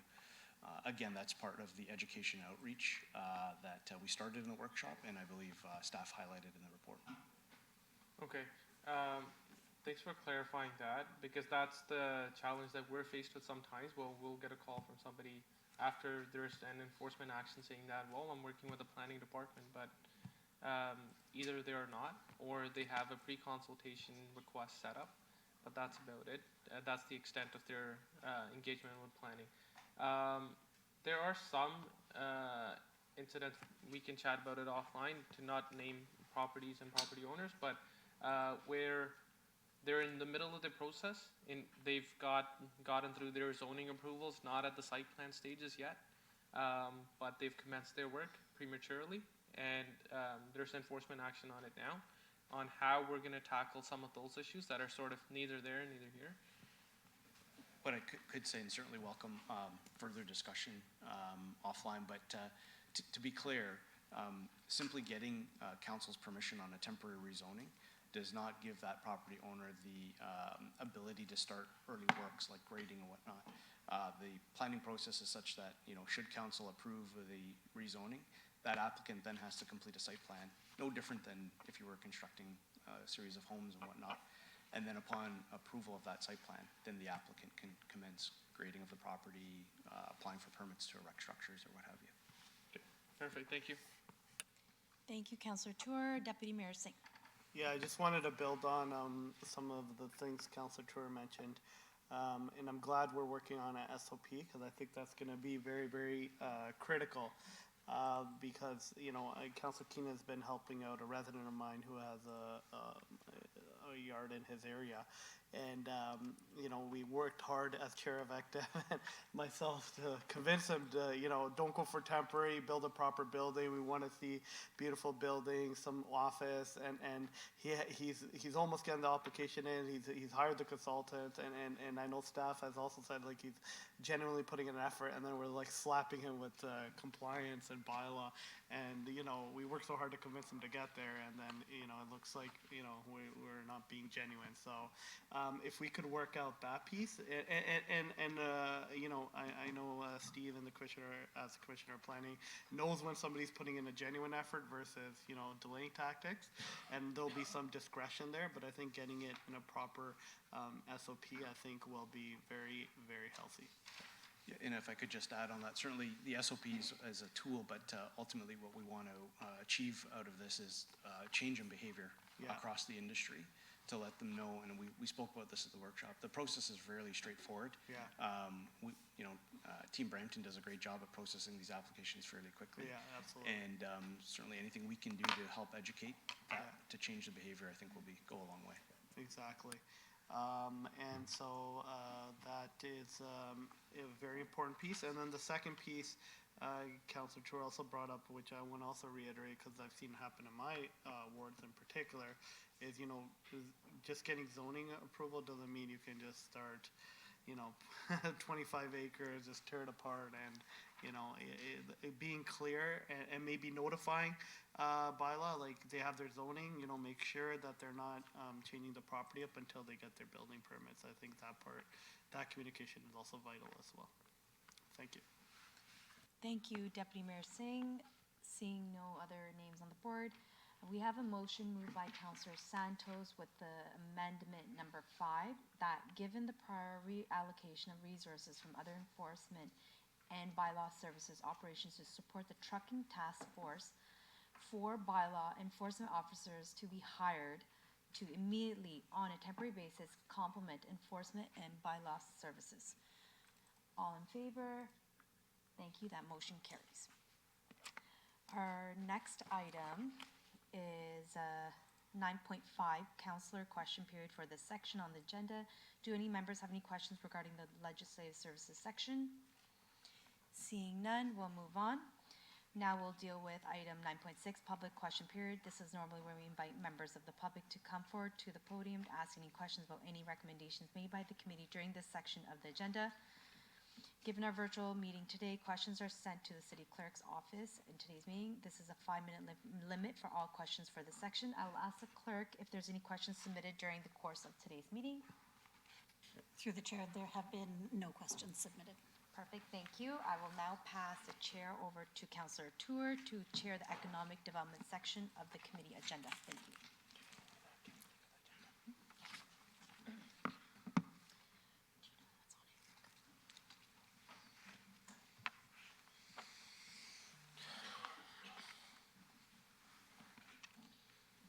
Thank you. And our next item was held by myself, was item 10.2.1, a staff report regarding the 2023 Economic Development Investment Attraction and International Relations Update. I had held the item mistakenly thinking that we have a presentation that's accompanying it. So I will ask, I don't have any questions, but if there's any other members of council that have any questions or comments about this report. Seeing or hearing none, I will have Councillor Santos, Councillor Broad, to move the motion to approve the staff report. Councillor Broad. All in favor? Any opposed? Seeing none, thank you, and that motion carries. Our next item is 10.2.2, a staff report regarding attracting international entrepreneurs to the city of Brampton. I had held this item. Just for one quick clarification. Sorry, through the chair, Councillor Medeiros just raised his hand. Councillor Medeiros? Thank you, through chair. I think you were about to, do you want to continue first or do you want me to go? Do you want to speak to item 10.2.2? Yes, please. Yes, please go ahead. Yeah, thank you very much. Thank you to staff for the report and you know, in principle, I guess if staff can remind me, when we originally went on this journey in the support for Beehive, and I was, you know, probably one of the, I was very vocal of my support, and I still think it's a great idea. What I'm finding, if I remember correctly, when we first started, the idea that it would be sort of self-sustaining eventually, and if I'm not mistaken, we're in our third or fourth year. So, and I guess, you know, it's notwithstanding, you know, the work that I guess this initiative is doing. It's the concern I've had. You know, I've had some local entrepreneurs in my ward, and these are small businessmen who, you know, ask me about in terms of support that they get. And when you look at, for example, the amount we're putting forward, $4 million. And what we're getting on return, you know, for example, I see 300 jobs. Just doing the rough math, you know,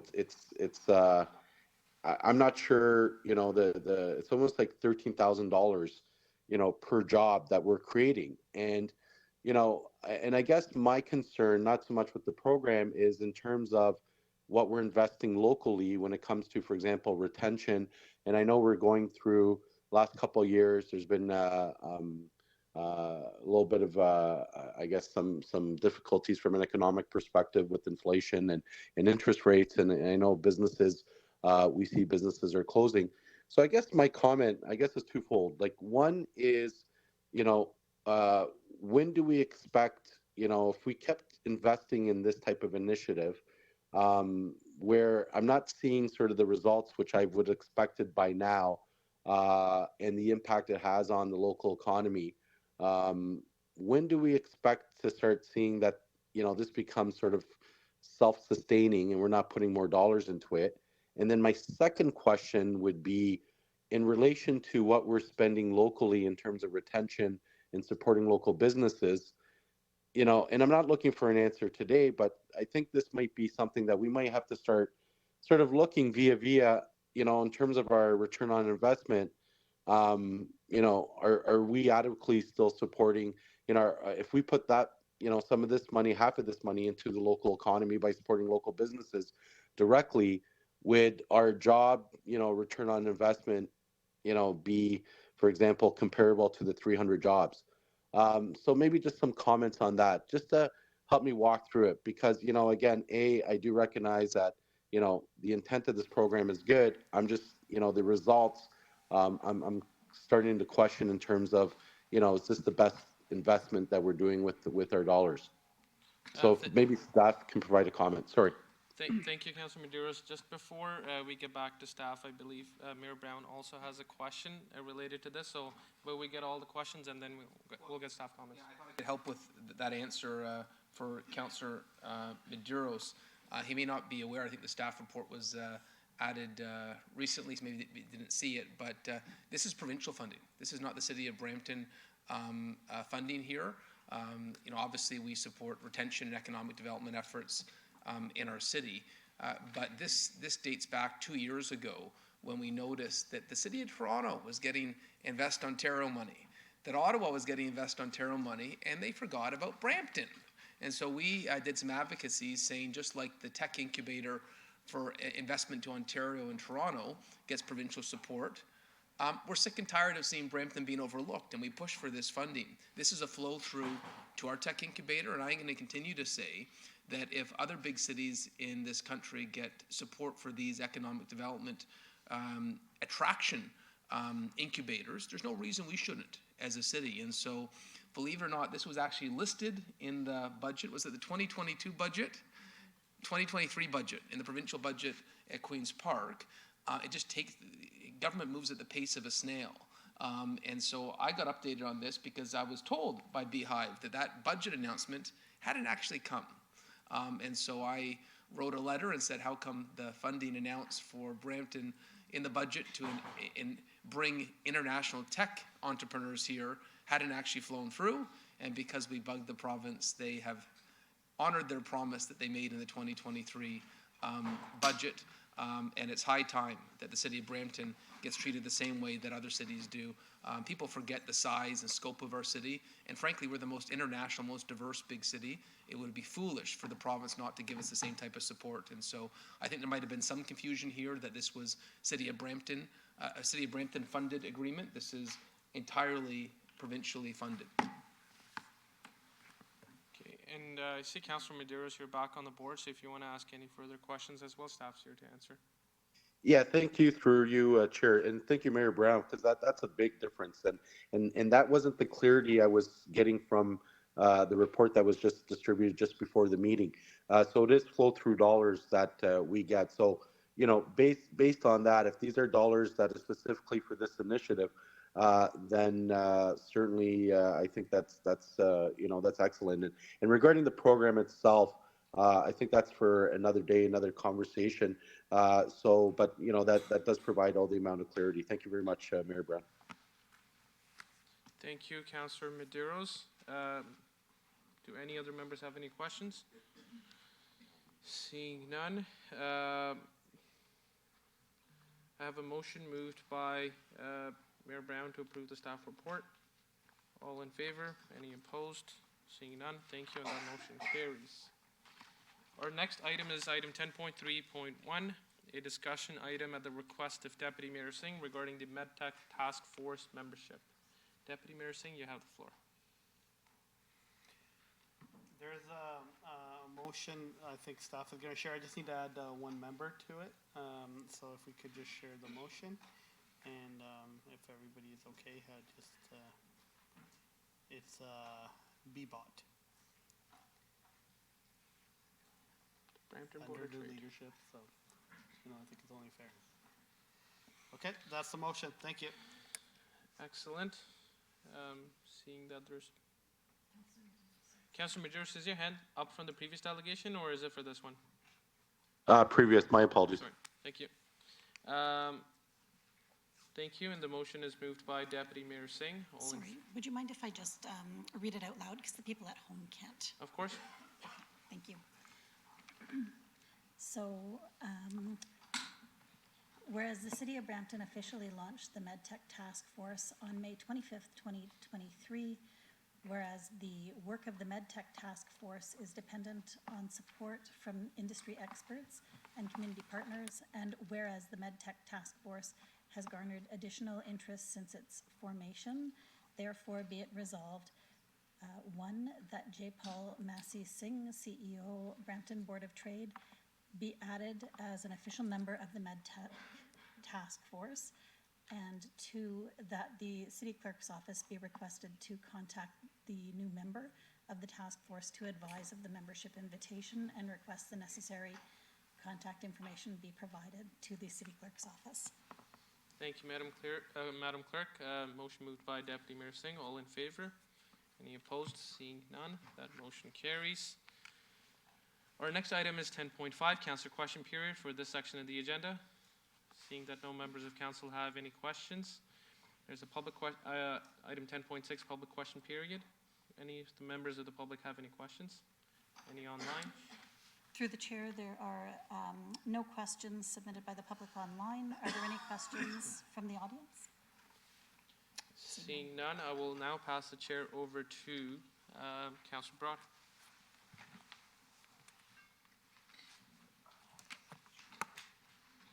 Thank you. Now we're on to our corporate services section.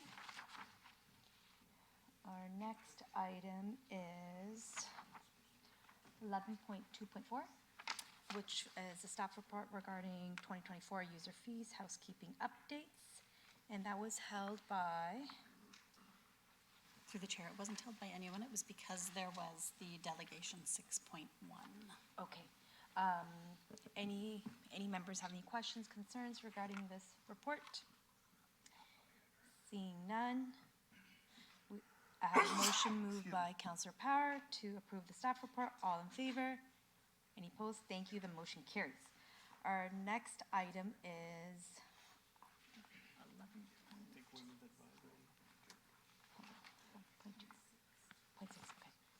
11.2.6, staff report regarding Women's Advisory Committee.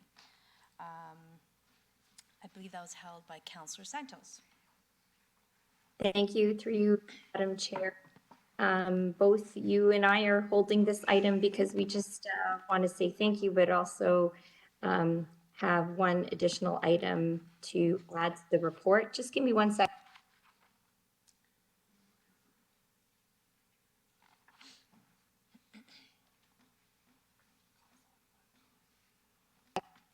Sorry about that.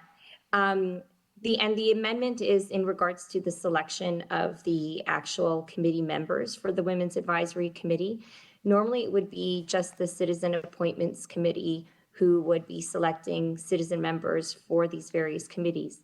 However, unfortunately, and well, I'll rephrase that. The reality is that the Citizen Appointments Committee is all made of male representatives. And so we'd like to make a slight adjustment to that to at least include myself and or Councillor Brar as part of the selection committee for this particular Women's Advisory Committee for, at the very least, its inaugural meeting or inaugural selection. So I think staff, you have the updated resolution.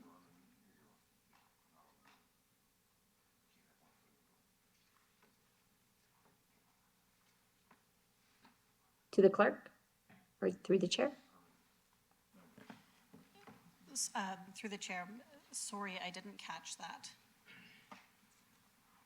There is motion number 5 added to the screen. I can read that out for you. Yep, no, I can see it. So this is the amendment to have one of the women on council to be part of the selection of this particular committee, because currently the Citizen Appointments Committee only has male representatives on that committee. Thank you, Councillor Santos. Really appreciate that. It is very important to make sure that we have women on the board when we are selecting more women to be on the committee. So I think I do have Councillor Vicente. Councillor Vicente. Thank you very much, Madam Chair. I'm supportive of this request. I just look to my fellow members of the committee if they would like to comment as well. But in the past, we've always valued feedback from other members, whether it was staff or in this case, having female members of Brampton City Council participating and guiding with respect to this. I think it would be valuable and important, and I welcome it certainly. Thank you. Thank you, Councillor Vicente. Councillor Palashi. Thank you, Madam Chair.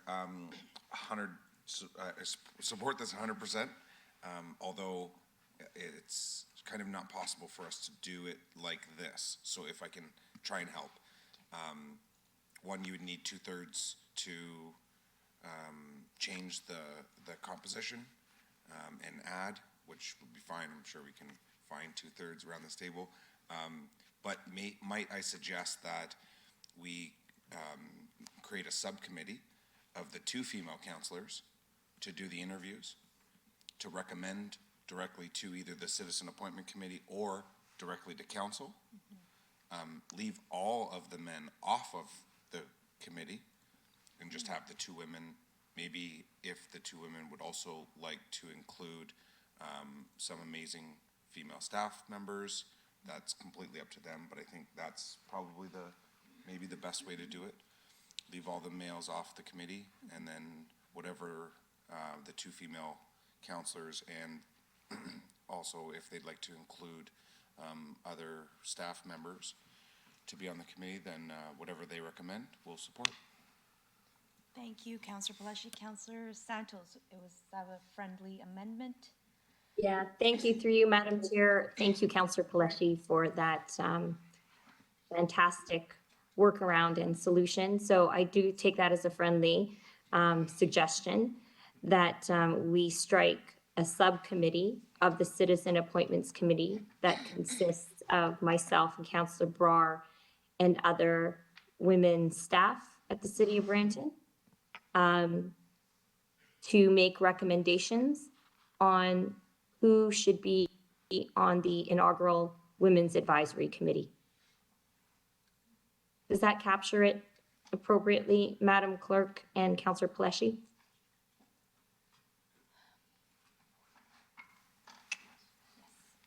Through the chair, yes, that captures it adequately. Thank you.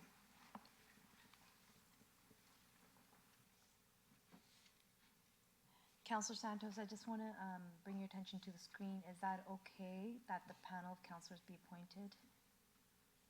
No, thank you, through you, Madam Clerk. So, Madam Chair, it should say that a subcommittee of councillors, that a subcommittee of the Citizen Appointments Committee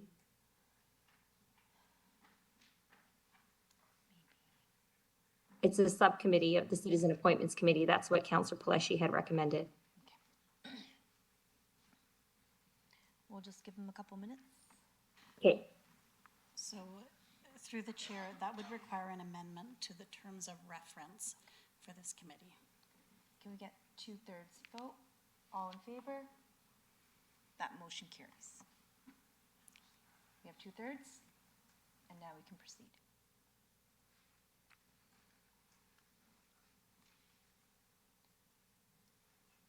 So we're just waiting to see it's captured on the screen to make sure that's correct.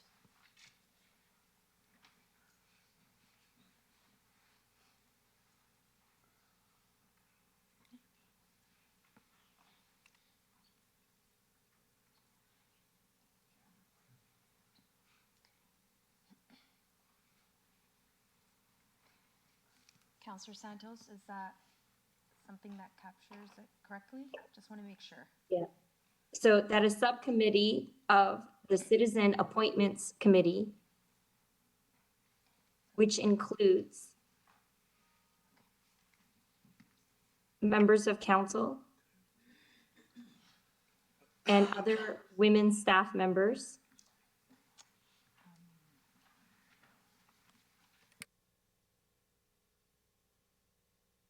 interview and recommend to the Citizen Appointments Committee who should be on the inaugural committee. That's what Councillor Paletti is trying to get to, and I agree with it.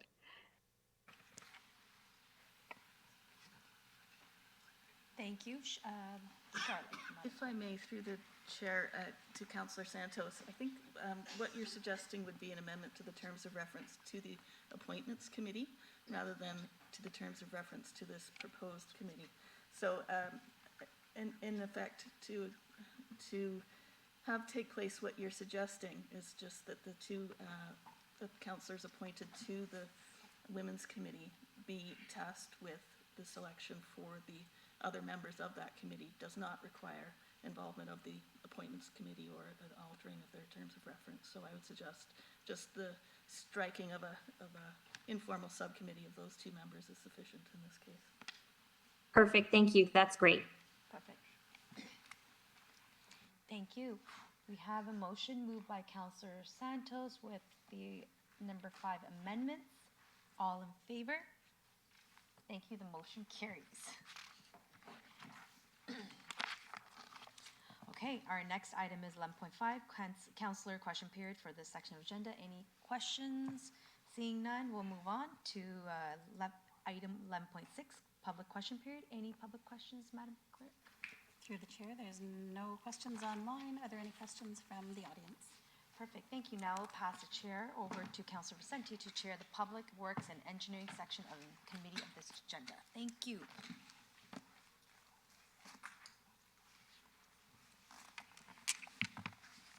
Thank you very much, Chair Brar. We're now going to go through our Public Works and Engineering section. Item 12.2.4 was held by Councillor Santos. Council.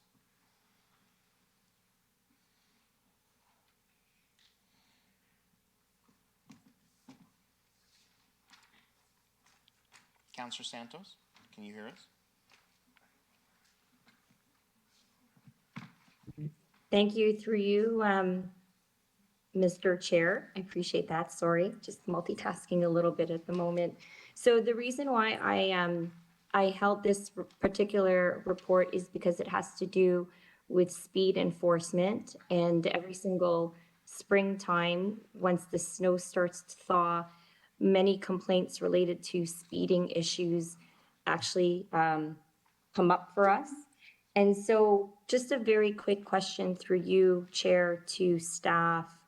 With these high-resolution traffic cameras and automated speed enforcement cameras, given some of the high-resolution traffic cameras are actually on regional roads and not necessarily in the jurisdiction of the city, how do these cameras work in terms of regional cooperation, particularly on Beauvert, for example, where we recently had a very tragic accident of three young people who were in a single vehicle accident related to street racing or speeding.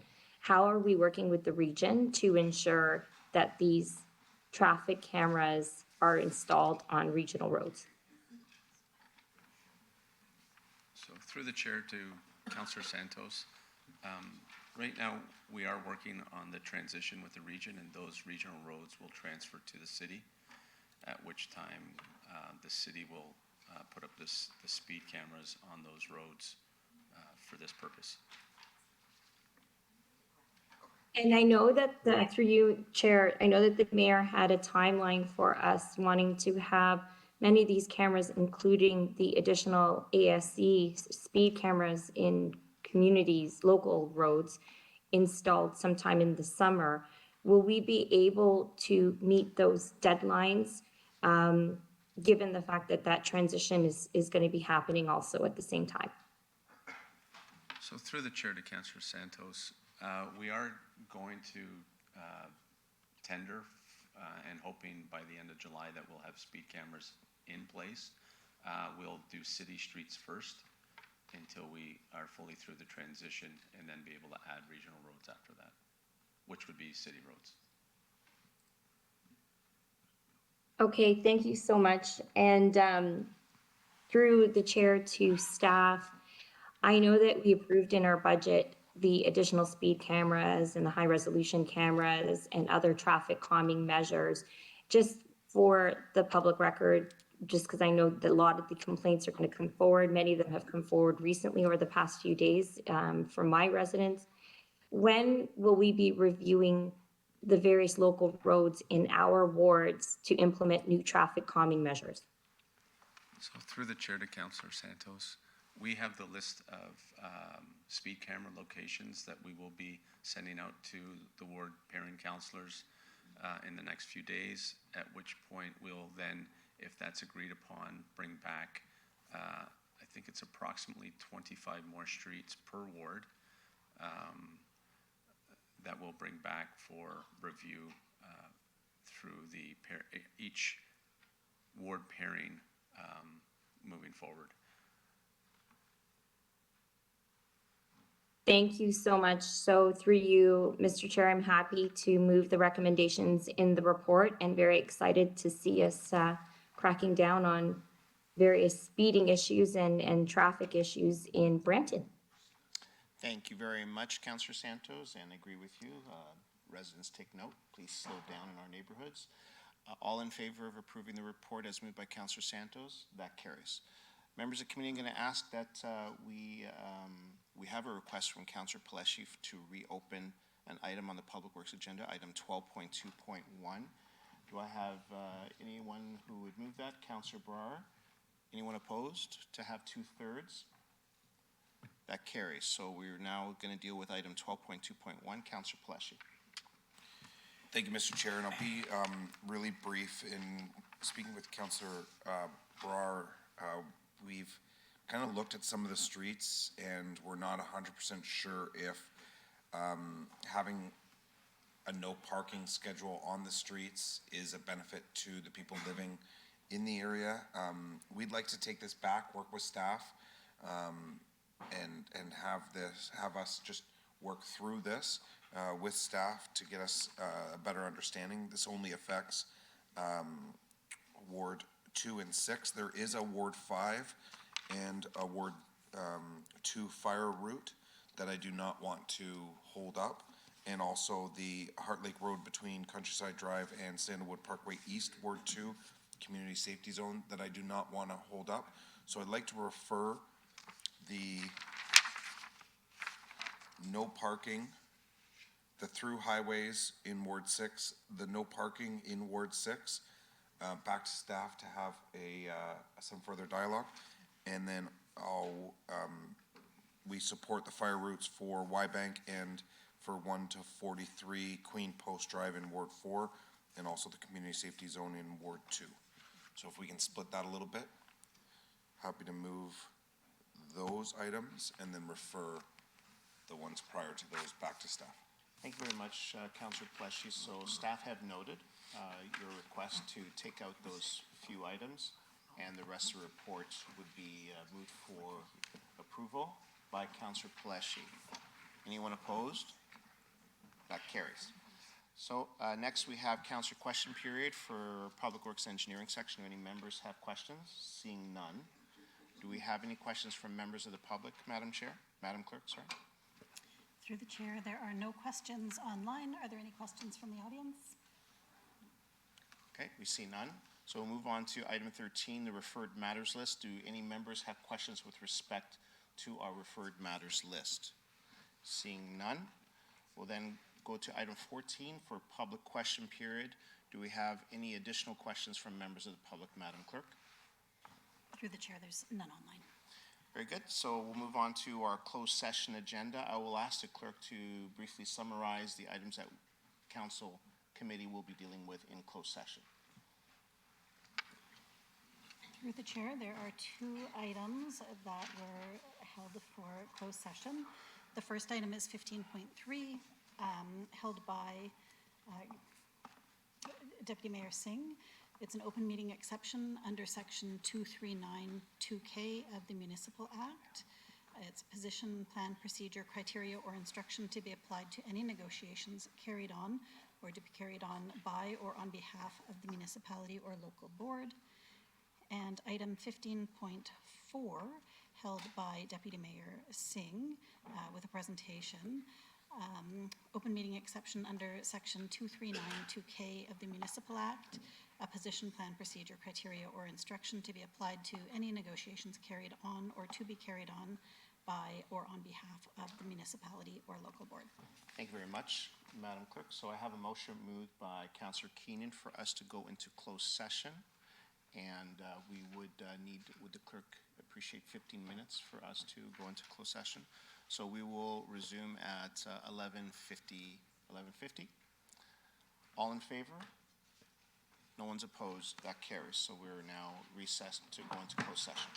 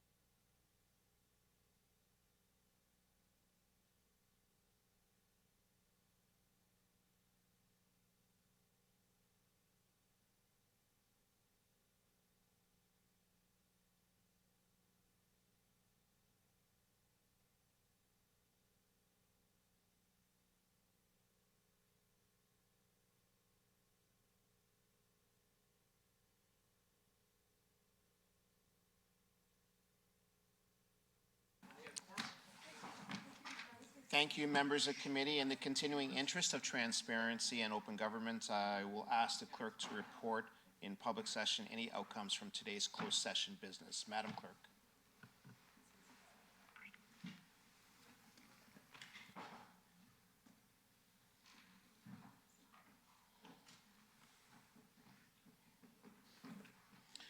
So we have some, as a result of consent agenda, item 15.1, we have a report out. Item 15.1 was approved on consent and therefore not discussed, and we do have a motion. Madam Clerk.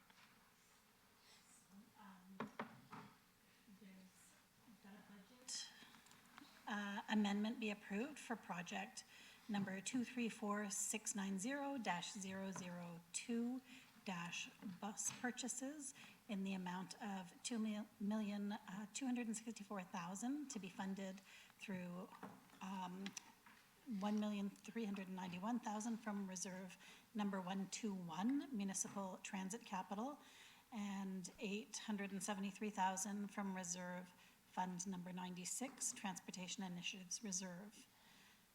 That staff be authorized to begin procurement for a new bus contract consisting of 40 feet or 12 meters and 60-foot or 18 meters conventional and BRT transit buses for a one-year initial term with 3 additional one-year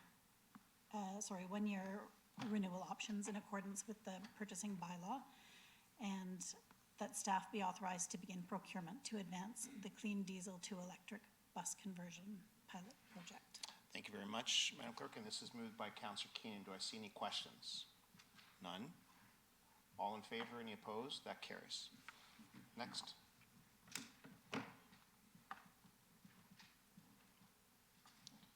We considered item 15.3. The matter was considered in closed session. Information was received and there was no direction given. And we also did item 15.4, open meeting exception under section 2392K of the Municipal Act, that position plan, procedure, criteria, instruction be applied on any negotiations carried on or to be carried on behalf of the municipality or local board. This item was considered in closed session. Information was received and direction was given to staff. So through the chair, we've skipped over 15.2. 15.2 was an open meeting exception under section 2392 of the Municipal Act 2001, personal matters about an identifiable individual, including municipal or local board employees. This item was considered in closed session and direction was given and deemed given, including a motion that arise to be considered upon an open session. 15.2 is dealt with in consent. That was dealt with in consent, Was but we dealt need with to in pass the consent. motion now. So the motion is, We'll read it, that the Commissioner of Community Services be delegated authority to approve and execute any required agreements and other documents deemed necessary for completing the inductions into the 2024 Brampton Arts Walk of Fame program on such items and conditions as may be satisfactory to the Director of Cultural Services or designate, and in a form satisfactory to the City Solicitor or designate. This is moved by Councillor Santos. Do we have any questions? All in favor, any opposed? And that carries. Our last item of business is item 16, adjournment. Committee is next scheduled to meet on March 20th, 2024 at 9:30 a.m. I have a motion moved by Councillor Power to adjourn today's meeting. All in favor? Any opposed? That carries. Thank you all. Have a wonderful afternoon.